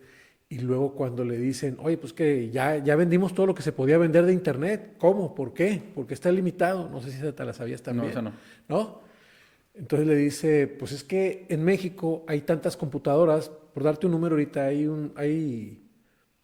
no sé, 300,000 computadoras que se pueden conectar a Internet, y de las 300,000, pues ya le vendemos Internet a 280,000. Pues hay que vender computadoras. A partir de mañana vendes computadoras también. Le dice. ¿Cómo? Sí, vete a buscar un proveedor de computadoras y vamos a empezar a vender computadoras en abonos, en el recibo de teléfono y todo el rollo, bla, bla. Y así es como empiezan las tiendas Telmex, que venden computadoras y ahorita te venden televisiones y te venden X cantidad de aparatos, ¿no? Sí. ¿Por qué? Porque él dice, la limitante son las computadoras, pues vamos a vender computadoras también. Y dio ese paso, ¿no? Entonces, platico con Arturo Elías Ayub en esa aplicación y pues él me dice eso, ¿no? Entonces al final pues dije, pues entonces voy bien y ni modo seguirlo sacando de su zona de confort aunque me odie, ¿no? Y me tocó vivir una época donde se pasaba de una generación con una cultura de ser muy estrictos, muy estrictos, muy duros, a ser el soy tu amigo, ¿no? Sí. Soy tu amigo. Y a mí siempre me costó ese paso, porque pues obviamente sí, pues te amo, eres mi hijo, ¿cómo no voy a querer ser tu amigo? Que ¿no? creo que ya se está reflejando que eso fue un error. Totalmente. Para mí me quedó muy claro que fue un error. Fue un paso que hubiera querido nunca dar y que nunca lo di por completo, porque siempre exigí, siempre mandé y siempre lo saqué de su zona de confort, porque al final por ahí también escuché una frase donde decía, es que sabes que amigos puedes tener muchos, cabrón, pero papá nomás vas a tener uno, cabrón. Entonces yo voy a ser tu papá, te guste o no te guste. Sí. Y ten amigos, pues los que quieras, ni modo. Y si nos podemos llevar bien y la chingada de la madre, que a todo dar. Pero primero voy a ser tu papá. Y si después puedo ser tu amigo, pues seré tu amigo, ¿no? Pero primero voy a ser tu papá. Y ni modo, a estarte sacando de tu zona de confort y estar haciendo que te levantes temprano. Mis hijos tienen muchísimas historias de terror, le digo yo. Tienen muchas historias de terror, ¿no? Donde yo les levantaba con una botellita de agua y les echaba agua y órale, levántense y vámonos y la chingada. Tienen historias donde los llegué a dejar porque no salían pronto y se quedaban. Y pues siempre había consecuencias, ¿no? Y era de que, si no lees tal libro, pues, no vas a ir a ver la película del libro y tienes tanto tiempo. Y pues, se quedaban sin ver la película porque no creían que no los iba a llevar y pues no los llevaba. Y en este caso, para ese tipo de educación, obviamente hay que tener un apoyo el otro 50% que es la esposa, ¿no? O la mamá en ese. Totalmente. ¿Y cómo se vivía esa parte? Muy complicada también. Muy complicado porque normalmente la pareja que escogemos, o al menos en aquel entonces, las formas de ser, pues no buscas una persona o no se buscaba una persona tan compatible en ese tipo de aspectos, ¿no? Uh-huh. O sea, no eran temas que se tocaran de que, oye, ¿cómo vas a querer educar a los hijos? Y oye, en cuanto a emprendimiento, en cuanto a trabajo, en cuanto a disciplina, en cuanto a esto, pues no eran temas que se hablaran, ¿no? Y conforme pues se van dando las necesidades, pues se necesita actuar y pues de repente no coincidíamos en los puntos, ¿no? En los diferentes puntos de disciplina, simplemente con los quehaceres de la casa, por ejemplo, ¿no? Entonces era déjalos que ellos hagan, déjalos que esto, ¿no? Y déjalos que tengan una consecuencia y pues se van dando diferentes situaciones, ¿no? Y los hijos son muy inteligentes, ¿no? Dicen, pues mira, acá me castigan y acá no, pues me voy para acá. O la clásica, no, papá, ¿me das permiso de ir acá? No, no vas a ir. Oye, mamá, déjame ir. Sí, está bien, ve. Mi mamá me dejó. Y ya, ahí van, ¿no? Entonces, ese es un clásico, ¿no? Que sigue aplicando. Ahora, cambiando un poquito de tema, usted es alguien que es muy vocal en cuanto a apoyar de alguna u otra manera la juventud emprendedora o ciertos proyectos de jóvenes, ¿no? Yo pues, soy un vivo caso de eso. Y platicando un poquito la historia para los que no lo conocen, Hace, ¿qué fue? 5 años, estaba scrollando en redes sociales, me encuentro un anuncio de Carlos Muñoz y me meto a su página a ver pues testimonios de ese curso y ahí estaba usted, ¿no? Era un curso de, ahora sí que, crecimiento de ventas, no me acuerdo qué era el curso. Y estaba su testimonio, en el cual decía, soy Mauricio Palazuelos, soy de tal, o sea, de Mexicali, Baja California. Y dije, pues estamos en la misma ciudad. Y yo tenía mucho la idea de que necesitaba, de cierta manera, un mentor, ¿no? Pero como que en ese momento en redes estaba muy claro eso, un mentor. Pues a ver, aquí chingados me le pego. Y pues durante varios tiempos en redes sociales, no mucho tiempo, una semana ahí le estuve dando medio lata, igual que para este podcast. Le tuve que mandar la miniatura de YouTube ya hecha para que se animara a venir. Entonces, pues fue muy similar. A lo que voy es, pues me da una oportunidad no quiero decir sin mucho sentido, pero a lo que voy es, pues no es como que tenía un track record, o sea, un historial de algún logro, sino pues fue más un poquito del estar chingando, ¿no? La perseverancia en esa parte.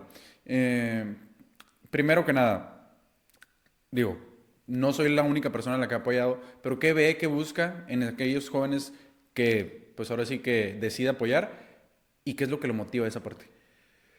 Mira, te voy a hablar primero de lo que busco. Y lo que busco precisamente es eso, de lo que acabas de decir, la perseverancia. ¿Por qué? Te voy a hablar de un concepto o de ejemplos que todo el mundo te da y todo el mundo te dice, ¿no? Todo el mundo habla del éxito, pero no te hablan de los fracasos. Cuando inventan el foco, ¿cuántos focos crees que no fallaron? ¿Cuántos prototipos crees que no crearon y que fallaron? No, pues un chingo. Chingo, miles, y el que funcionó fue uno, ¿no? ¿Y cuánto tiempo pasa para que perfeccionen el foco? O sea, ¿cuántos años, incluso décadas, existió el foco incandescente de la resistencia ahí en medio nada más, ¿no? Hasta que llegó el fluorescente, ¿no? Y lo mismo pasa con todos los inventos. Todos los prototipos o todos los inventos que ya vemos ahorita funcionales pasaron por X cantidad de prototipos fallidos. Incluso hay empresas que nunca lo logran, nunca logran el producto final para comercializarlo y terminan desapareciendo, ¿no? Entonces, la perseverancia se vuelve una herramienta 100% indispensable. ¿Por qué? Porque vas a fracasar 99 veces y las 100 es la que va a funcionar. Y con esa tienes, de cierta manera, ¿no? Al final del día, Sí. pues, o sea, dice un Jeff Bezos que la diferencia entre el béisbol y los negocios es que, pues, en el béisbol cada out, cada vez que no le das a la bola, pues cuenta exactamente lo mismo y cada hit cuenta exactamente lo mismo, pero que en los negocios puedes fallar 1000 veces y de vez en cuando puedes pegar un hit que valga por 1000 carreras. Correcto. Exactamente, ¿no? Entonces, la perseverancia es la que te va a ayudar. Te hablaba yo hace rato, ¿no? De que cuando te pasa algo, tienes una pérdida, tienes dos opciones. Dejarte caer o darte el tiempo para procesar la pérdida y seguir adelante. Eso es perseverancia. Es decir, ¿sabes qué? Falló. ¿Qué hacemos? Simplemente, pues yo tuve un podcast, tú me ayudabas en ese podcast, en ese proyecto que teníamos, Sí. ¿no? ¿Y cuántos podcasts no has hecho? O has empezado y luego retomas y luego lo sueltas y luego vuelves a retomar. Eso es la perseverancia. Es el poder decir, ¿sabes qué? Me falta ajustar. Hago una pausa. ¿Y qué tengo que hacer? ¿Y ahora qué voy a hacer? ¿Y cómo lo manejo? Y ahora mejor este otro proyecto. O ahora esto. O sabes qué? Esto no era realmente por aquí, era por acá. Esa es la perseverancia. Entonces, si una persona no tiene perseverancia, al segundo, al tercer fracaso, que lo va a ver, se va a dar por vencido. Y entonces mi tiempo invertido en esas mentorías, en esas pláticas, y más si necesita de una inversión en equipos, en todo el rollo, pues ahí se va a quedar, ¿no? ¿Cuál es el balance que busca en cuanto a las habilidades técnicas y las habilidades, bueno, los famosos soft skills y hard skills, que no sé cuál es la traducción en español? Yo le daría 65% soft skills. Sí, que aquí estamos habilidades hablando de... blandas es la traducción. Ajá, sí. Que no te dice nada, ¿no? No te dice nada, pero esa sería la traducción. Y y las habilidades técnicas, un 35%. ¿Por qué? Bueno, le daría a las habilidades técnicas un 30% y el otro 5% de talento natural. Ok. ¿Por qué? Porque lo técnico lo puedes aprender. Ujú. Lo técnico es muy fácil de aprender. Pero la parte de las habilidades blandas, de las soft skills, tienes que traer algo nato, sí o sí. No puedes empezar de cero. O sea, no naces aprendiendo programación, pero sí debes de traer por ahí algo de lógica. ¿Me Sí. explico? Sí, 100%. La clásica pregunta, ¿el líder nace o se hace? Y me da mucha risa porque, pues, primero tiene que nacer, ¿no? Ok, sí. Si no nace, pues ya nunca va a ser líder, ¿no? Ajá. Pero ya dando una explicación más, más seria, digamos, yo creo que nace, pero a lo mejor unos nacen Y otros se con hacen. 2 grados, no, todos Ok. tienen que nacer, Ok. pero unos a lo mejor nacen con un nivel 2 de liderazgo, otros nacerán con un nivel 5 de liderazgo, otros nacerán con un nivel 3 de liderazgo, pero la realidad es que ninguno va a nacer con 8, 9, 10 de liderazgo. Ya entiendo. Eso se va a tener que formar, se va a tener que crear, ¿sí? Entonces, va a tener que nacer a lo mejor con un punto de liderazgo. ¿Hay gente que nace con 0 de liderazgo? Sí, sí hay. Sí hay. Sí hay personas que tienen aberración a ser líder. Que no quieren ser líderes, no les interesa ser líderes. Es más, ni con sus propios hermanos, así un hermano mayor, por ejemplo, muchas veces no quiere ser líder, ¿no? Entonces, pues no quieres, no tienes, naciste con 0 de liderazgo, pues no lo vas a hacer, o sea, nunca, difícilmente vas a llegar a ser un gran líder, ¿no?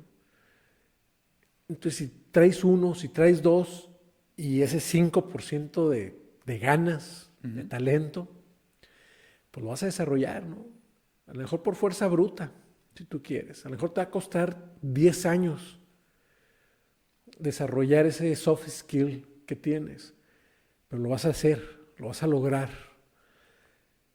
Y la parte técnica, pues si traes la lógica, pues a lo mejor naciste con 1 de lógica, pues le vas a batallar. Sí. Pero si naciste con 3, 4, 5 de lógica, más lo que aprendas, desarrolles y pulas, pues vas a aprender lógica, vas a aprender redes, vas a aprender...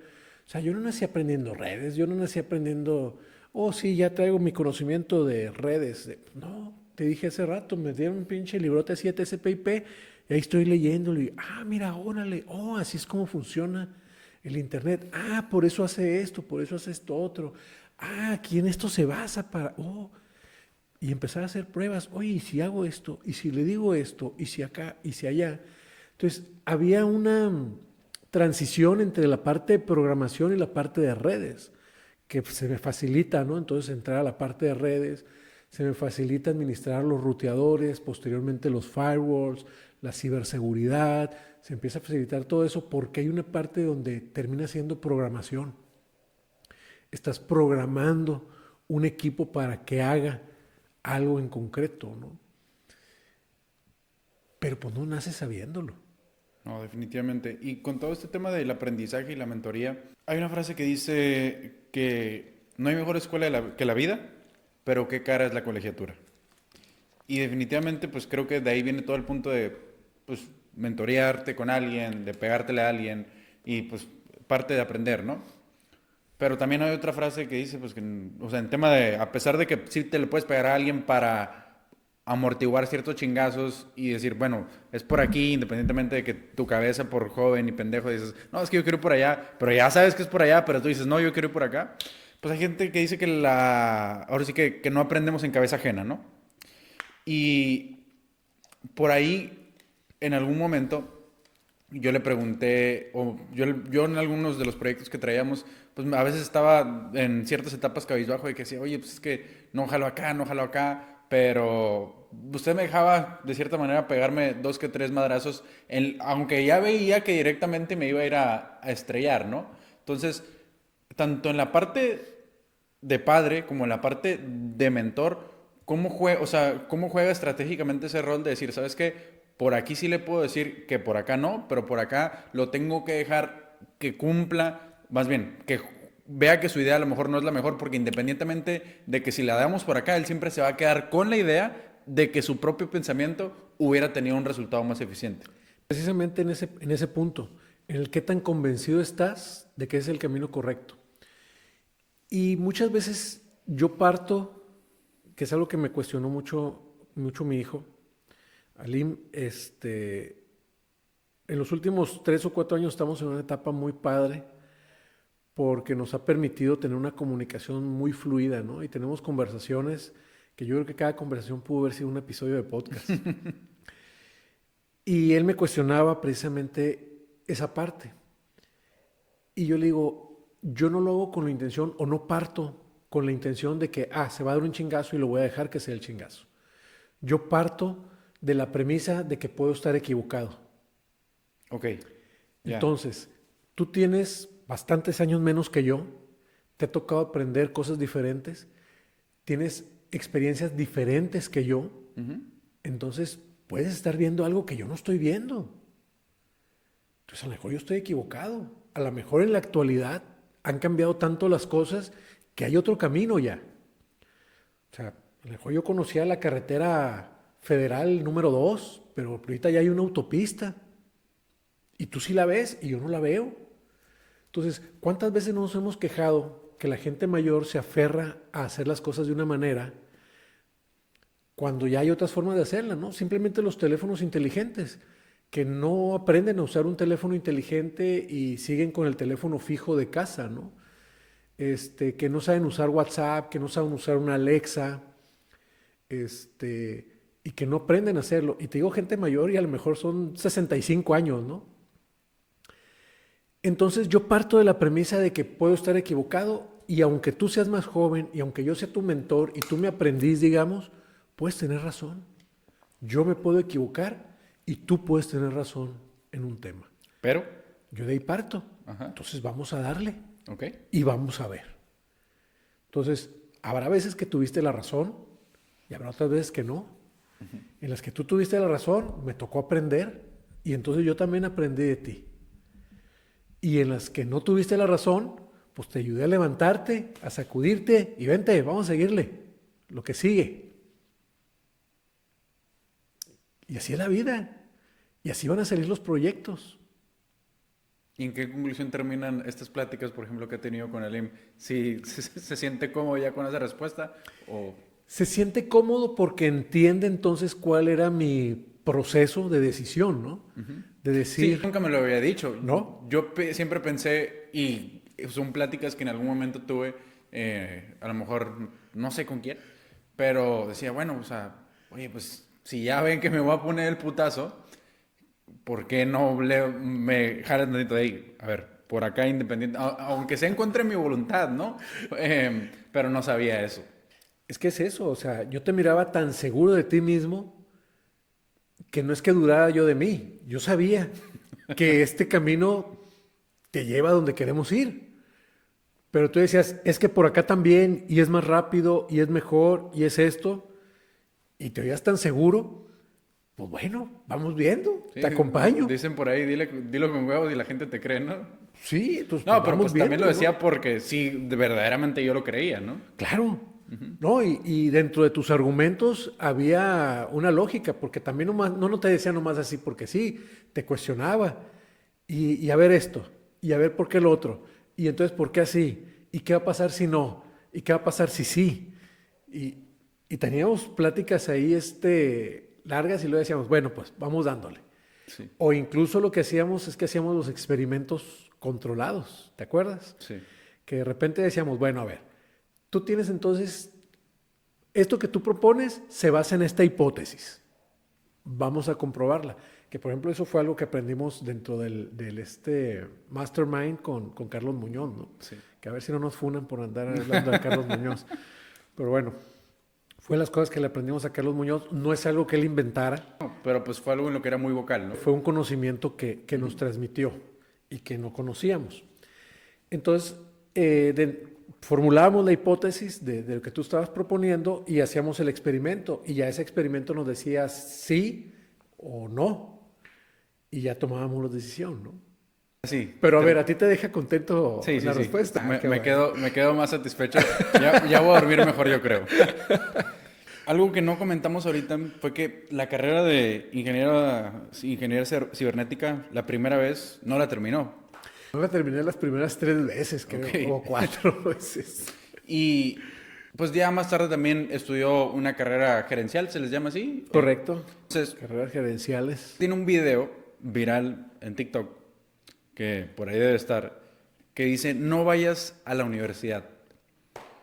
¿Cuál es su sentimiento actualmente en cuanto a la educación superior hoy en día? Yo creo que cada vez se confirma más y yo les repetiría, no vayan a la universidad. Pero no vayan a la universidad pensando que es la solución de su vida.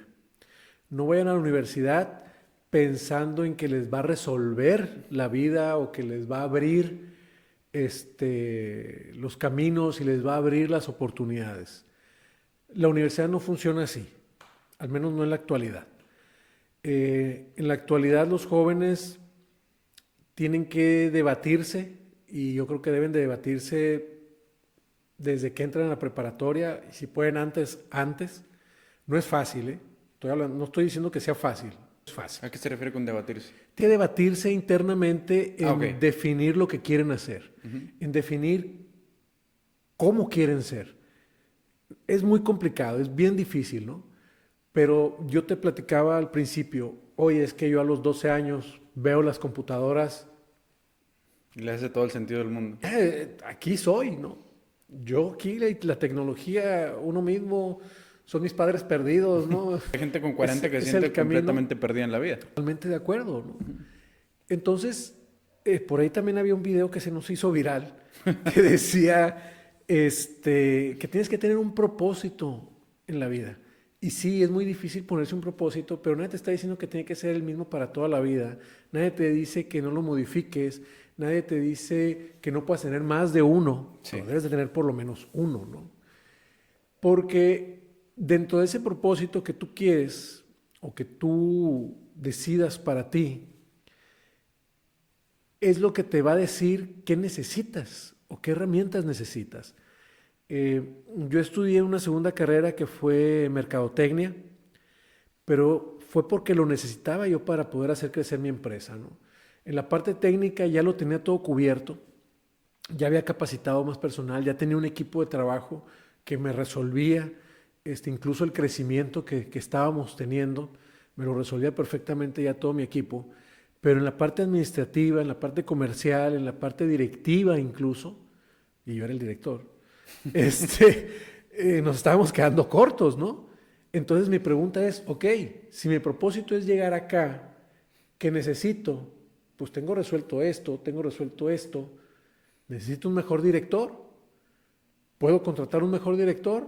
No, no puedo contratar un mejor director, entonces tengo que ser un mejor director. Ok, entonces, ¿qué me falta para ser un mejor director? Pues aprender administración, aprender mercadotecnia. No tengo tiempo, una carrera gerencial. Para cada obstáculo siempre va a haber una respuesta. Un mentor, una carrera gerencial, agarrar por materias. Sí, más ahorita, ¿no? Que hay hasta cursos en línea para empezar, ¿no? Entonces, de hecho, yo empecé con un diplomado antes de la carrera. De hecho, en el 2014, precisamente que te hablaba yo de que había sido un parteaguas para mí. Yo estuve yendo de lunes a viernes en Tijuana y luego me venía los fines de semana, me regresaba a Mexicali, porque allá abrieron un diplomado en CETIS Universidad de dirección, ¿cómo se llamaba? No me acuerdo, tenía algo más, pero era de directivos, ¿no? Era un diplomado para dirección. Y pues nuevamente me da esos 2, 3 escalones que me permiten ampliar mi visión.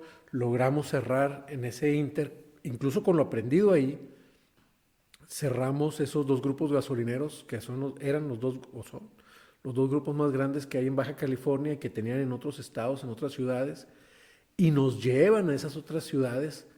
Ellos nos financiaron ese crecimiento, nos apalancamos con proveedores y crecemos a Sonora y a Chihuahua. Y fue gracias a eso, ¿no? En el 2014. Ya en el 2017, 18, es cuando entro a estudiar mercadotecnia en esa carrera gerencial. La termino en el 2020.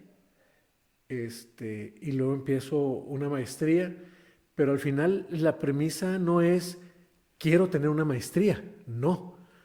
La premisa es necesito estos conocimientos, cómo evoluciono financieramente, ¿no? Porque ya ahora no era nada más la administración, ya no era nada más la parte comercial, era entender cómo funcionan las finanzas, pero pues no las finanzas nada más de cobran, cuánto cobro, cuánto vendo, cuánto, no. Eran las finanzas más allá, ¿no? De retornos de inversión, de factores o de indicadores pues más avanzados y cómo tomar las decisiones estratégicas y de cómo ver qué es lo que más viene en el futuro. Y pues entonces empiezo la maestría esa. Sí, y el problema creo que mucha gente ahorita se casa con una carrera pensando que es algo, ahora sí que es una decisión para toda la vida en cuanto a lo que te vas a dedicar el resto de tu vida en un momento en el cual hay mucha inmadurez, hay muy poco conocimiento, muy poca perspectiva de la vida. Y retomando este tema, si usted tuviera 18 años nuevamente, ¿estudiaría en la universidad? Sí, Sí, sí. Lo que pasa es que cuando yo tenía 18 años, pero ahorita. sí, sí, sí, pero lo que pasa es que, digo, es que si yo hoy tuviera 18 años, pero llevando la misma vida que llevé, sí. ¿Por qué? Pues que yo a los 12 años ya tenía una carrera técnica, ¿no? Bueno, a los 14 años ya tenía una carrera técnica. Entonces yo ya desarrollaba, yo ya traía metas, yo ya traía objetivos. Ya. Pero yo creo que antes de los 18 años, te decía yo incluso al momento de entrar a la prepa, que la prepa entras como a los 15, eh, yo le diría a todos los papás que pongan a sus hijos a trabajar. 3 meses. 3 meses en una cosa, 3 meses en otra, 3 meses en otra. Y no por lo que vayan a ganar, no por el dinero que vayan a generar. Que exploren, que busquen qué les gusta hacer. Que si a sus hijos les gusta la música, páguenle un curso de música. Hagan lo que vaya y canten en un restaurante y no le hace a ustedes, páguenle algo. Para que vean si realmente le gusta y a qué nivel no le gusta. Porque puede haber alguien que le guste, por ejemplo, el golf, pero pues le gusta el golf a modo amateur, ir y jugar ahí como un pasatiempo y la fregada, no va a ser un profesional. Igual puede pasar con básquetbol o con cualquier deporte. Pero pues imagínate que de repente diga, oye, soy bueno en el básquet. Oye, me los bailo a todos. A ver, ¿qué más sigue?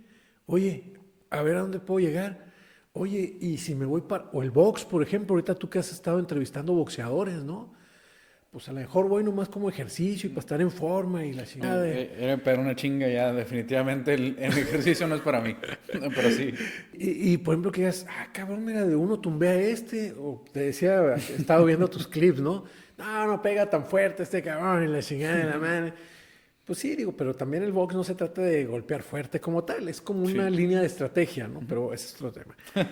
El punto es que encuentres qué es lo que te gusta, qué es lo que te apasiona, qué es lo que estarías dispuesto a hacer incluso gratis, qué te hace sentir feliz, en qué eres tan bueno que lo haces ver fácil, que estás dispuesto a levantarte a las 4 de la mañana para hacerlo, para poder hacerlo, ¿no? Yo te decía, cuando yo entro a estudiar computación, programación, Se levantaba a las 5 de la mañana me para ir levantaba a las 5 de la mañana porque mi papá me decía, primero vienes a la frutería, abres, haces A, B, C y D y dejas esto listo y entonces te puedes ir a estudiar. Pues lo hacía, ¿por qué? Porque yo me quería ir a estudiar computación, porque para mí las computadoras me apasionaba el programar, el poder escribir una serie de líneas y hacer que la computadora hiciera algo, ¿no? ¿Por qué? Porque yo decía, para mí era, puedes hacer cualquier cosa aquí. Puedes hacer todo aquí. Y yo quiero hacerlo. Entonces, si tú encuentras eso, igual lo encuentras a la edad que sea, ¿no? Pero el caso es que lo estés buscando. Porque mientras no lo estés buscando, difícilmente lo vas a encontrar. Entonces tienes que estar intentando cosas, ¿no? Y a lo mejor te toca trabajar en algo que no es lo que te gusta, pero es lo que te mantiene, lo que da para vivir, pero pues tampoco dejes lo que te apasiona, ¿no? No dejes lo que te apasiona. Por ejemplo, a lo mejor te gusta la música, pero pues la música no te va a dar para vivir, Pues a mí tampoco me dio para vivir mucho tiempo la programación. Tampoco Red 7 me dio en los primeros años para vivir como tal. Tenía que buscarle por otros lados y mantenerme, ¿no? Y tenía que dedicarle tiempo a lo que me dejaba realmente dinero para tener a mis hijos en las escuelas, para mantener un carrito, para mantener mi casa, para la comida, para todo lo que tiene que ser el vivir. Pero tienes que sembrar para poder cosechar. Entonces, si yo en esta época tuviera 18 años, sé que sería más difícil tomar la decisión porque hoy hay muchísimas más oportunidades que cuando... Tendría la claridad. Sería más difícil Okay. tener la claridad porque hay más opciones. Sí. O sea, ahorita agarras el celular y puedes tomar clases en el celular. Puedes tomar cursos de lo que sea. Por ejemplo, a mí de niño me gustaba mucho hacer pasteles. Entonces, si en ese entonces, si yo fuera un niño de hoy, a lo mejor terminara siendo pastelero. ¿Por qué? Porque ahorita puedo encontrar todo lo que son equipos, todo lo que son materiales para hacer pasteles. Puedo encontrar recetas desde las saludables hasta las más gourmet o de alta cocina que le llaman. Y a lo mejor entonces yo fuera chef hoy. ¿No? O sea, entonces tienes muchísimas más oportunidades. Sí, hay una frase que dice que nunca ha sido más fácil hacer cosas hoy en día, pero tampoco ha sido nunca más fácil no hacer nada, porque de tanta cosa que hay, es muy fácil distraerse y dispersarse en mil cosas, ¿no? Es correcto. Mauricio, usted tiene una frase que, bueno, no sé si es suya, pero pues se la voy a adjudicar, ya me dirá si es suya. Ahorita nadie me la ha peleado, ¿no? Que dice que si algo lo consideras imposible, alguien más ya lo está intentando. Correcto. Y creo que es una filosofía con lo que realmente vive su vida y parte de la historia que nos cuenta ahorita lo demuestra. Pero ¿de dónde viene eso y qué límites tiene esa filosofía? No hay límites, no hay límites. O sea, los límites te los pones tú, ¿no? Sí. O sea, yo te hablaba, por ejemplo, te voy a decir dos etapas o dos segmentos de lo que hemos platicado. Yo te hablaba de que naces con ciertos talentos, con ciertos soft skills, pero en diferentes niveles, ¿no? Entonces, la persistencia es un soft skill que también nace en diferentes niveles. Entonces, pues, ¿qué nivel traes, no? Y esa frase nace de que yo creo que nada es imposible. Y cuando lo llego a platicar así, luego me dicen, pues, a ver, vuela. Pues es que si tú quieres que me salgan alas y que me suelte volando con alas, pues a lo mejor eso va a ser más difícil porque me tengo que meter a la genética y hacer modificaciones genéticas, pero sobre todo ahorita en la actualidad, no se ve como algo imposible. ¿Estás de acuerdo? Incluso hay prótesis, ¿no? Hay gente que se ha puesto cuernos, que se pone los dientes diferentes, que se ponen X cantidad de cosas, ¿no? Ni hablemos de situaciones estéticas, ¿no? Pero pues hay prótesis de brazo para los que han perdido brazos. Entonces, ¿qué tan complicado sería ponerse unas alas y que nos permitan volar por nosotros mismos, ¿no? Por ejemplo, ¿cómo se llama? El Jetpack. Un jetpack, que ha sido como una ficción desde hace muchísimos años, ¿no? Pero que ya ha habido experimentos. Entonces, ¿qué tan complicado puede ser pensar en que sí podemos volar? Pero te van poniendo restricciones. Pues yo te puedo decir, ya volamos, pues cabrón, aquí salen aviones de Mexicali todos los pinches días con un chingo de gente que vuela, ¿no?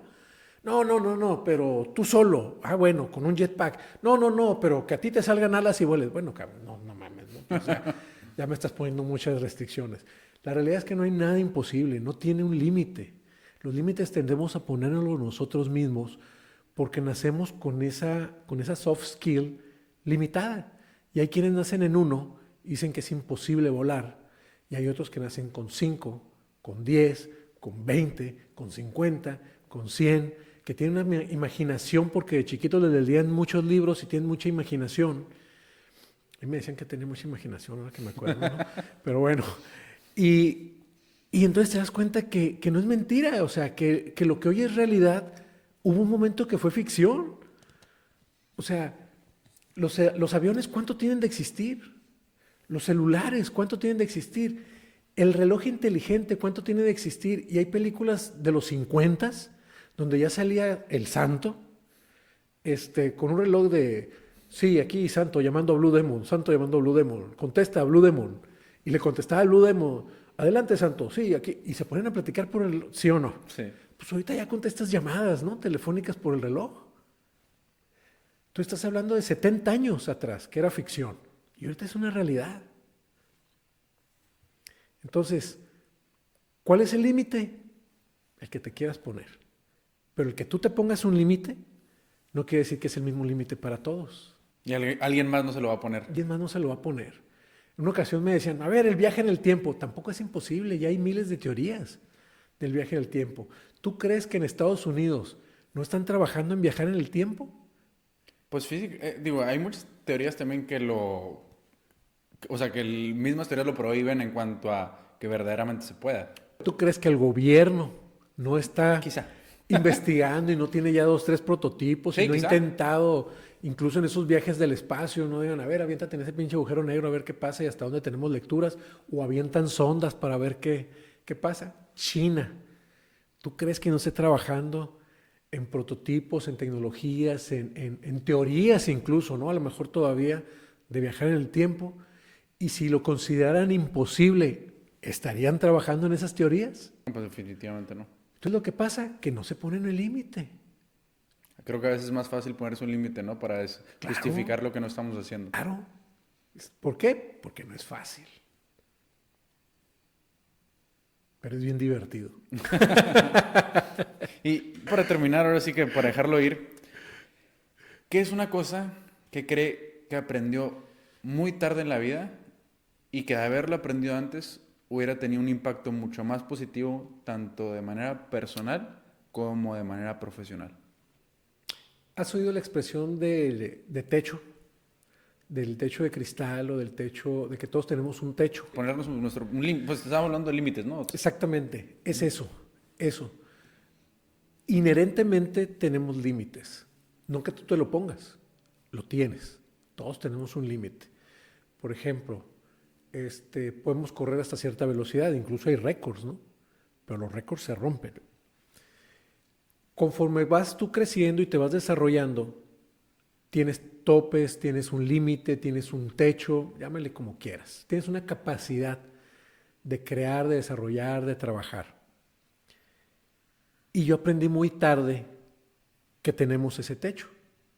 Obviamente cuando me di cuenta, aprendí a romperlos. Aprendí a identificarlo, a aprender y a romperlo. A buscar qué necesitaba aprender y a romperlo. Te hablaba hace rato, yo tomé la maestría no porque, quiero tener una maestría, no, porque yo dije, ¿sabes qué? Necesito aprender esto, esto y esto otro. Opciones para aprenderlo. Uh-huh. Un mentor, fulano. Una escuela, una universidad, a ver, planes de estudio, esto, lo otro, aquí, allá, ¿dónde? Aquí, esto. 2, 3 opciones para poderlo aprender. ¿Por qué? Porque necesito romper ese techo que tengo.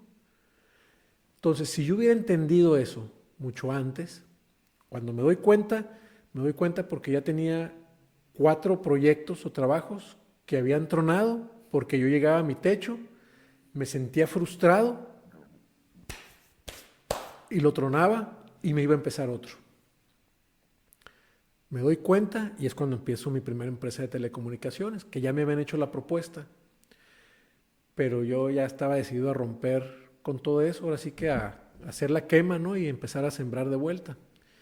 Entonces me doy cuenta de eso y digo, pues entonces no me voy. Y es cuando decido decir, ¿sabes qué? Sí, pero si yo dirijo la empresa, si yo tomo las decisiones. Algo que pensaba que no era el que... O sea, era algo que pensaba que no iba a estar en sus manos el tomar las decisiones, pero no lo había pedido tampoco. Tampoco lo había pedido. Uh-huh. Y tampoco tenía los conocimientos para hacerlo. O sea, yo no tenía los conocimientos para dirigir una empresa. Me consideraba emprendedor porque empezaba mis proyectos. Pero ya una empresa de ese tipo y ese tamaño, o lo que proyectaba esa empresa, la realidad es que yo no tenía los conocimientos. Yo corro en ese entonces con una incubadora que todavía existe, creo, en Precer, a tomar un curso de contabilidad, un curso básico de marketing, un curso básico de recursos humanos, un curso básico de administración, pero un curso muy básico de 1 semana o 2 semanas, ¿no? Y eso es lo que me da la pauta para arrancar el negocio. Pero ahí es donde me doy cuenta entonces de esos límites, ¿no? Yo estaba durando 2 años por proyecto y los tronaba. O sea, ¿sabes qué? Hasta aquí llegó, ya no había cómo crecer, pero no era algo que yo decidiera, era un nivel de frustración donde agarraba todo y lo tiraba y empezaba otro proyecto nuevo. Entonces identifico que era por eso y entonces empiezo a buscar qué necesito para romper ese techo y continuar. ¿Y cuál es el siguiente paso que quiero? Ya no es lo que pueda, es lo que quiero. Entonces, por eso te digo, no hay límites, no hay límites. Puedes tener un límite hoy, pero también puedes romperlo. Entonces, no es real ese límite. Mauricio, muchas gracias por estar por acá. Y por Disfrutado invitarme nuevamente. Sé que está el tema de lucha libre, no sé si quiero invitar a que sigan ahí su página, todo ese tema. Sigan TitanesWP, @TitanesWP. La lucha libre ha sido para mí un hobby. Ya vieron que puse de ejemplo también al Santo hace rato y a Blue Demon. Desde niño he sido fanático y hoy me ha tocado pertenecer a esta empresa junto con 2 socios. Incluso si quieres, después hablamos Sí. de lucha libre, ¿no? Que está muy de moda por todos los podcasts que han estado abriendo, El Vampiro Canadiense, sí, Latin Lover Uh-huh. y todos ellos, ¿no? De hecho, viene Latin Lover el 29 de marzo en Plaza Calafia, ¿sí? ¿Pero ustedes? Sí, con nosotros. El 7 de marzo viene Místico, que es uno de los actualmente de las estrellas más grandes que tiene la lucha libre mexicana. Viene el 7 de marzo en el gimnasio de Mexicali. Entonces sigan ahí en la página de @TitanesWP. Van a ver la información y pueden mandar mensajes, ¿no? Pues espero les haya gustado este episodio. Nunca les pido nada, pero ya vayan a seguirlo. Y tanto en Spotify como en YouTube. Y pues ahora sí que ahí nos vemos para el siguiente. Nos Mauricio, vemos en muchas la gracias. siguiente. A ti.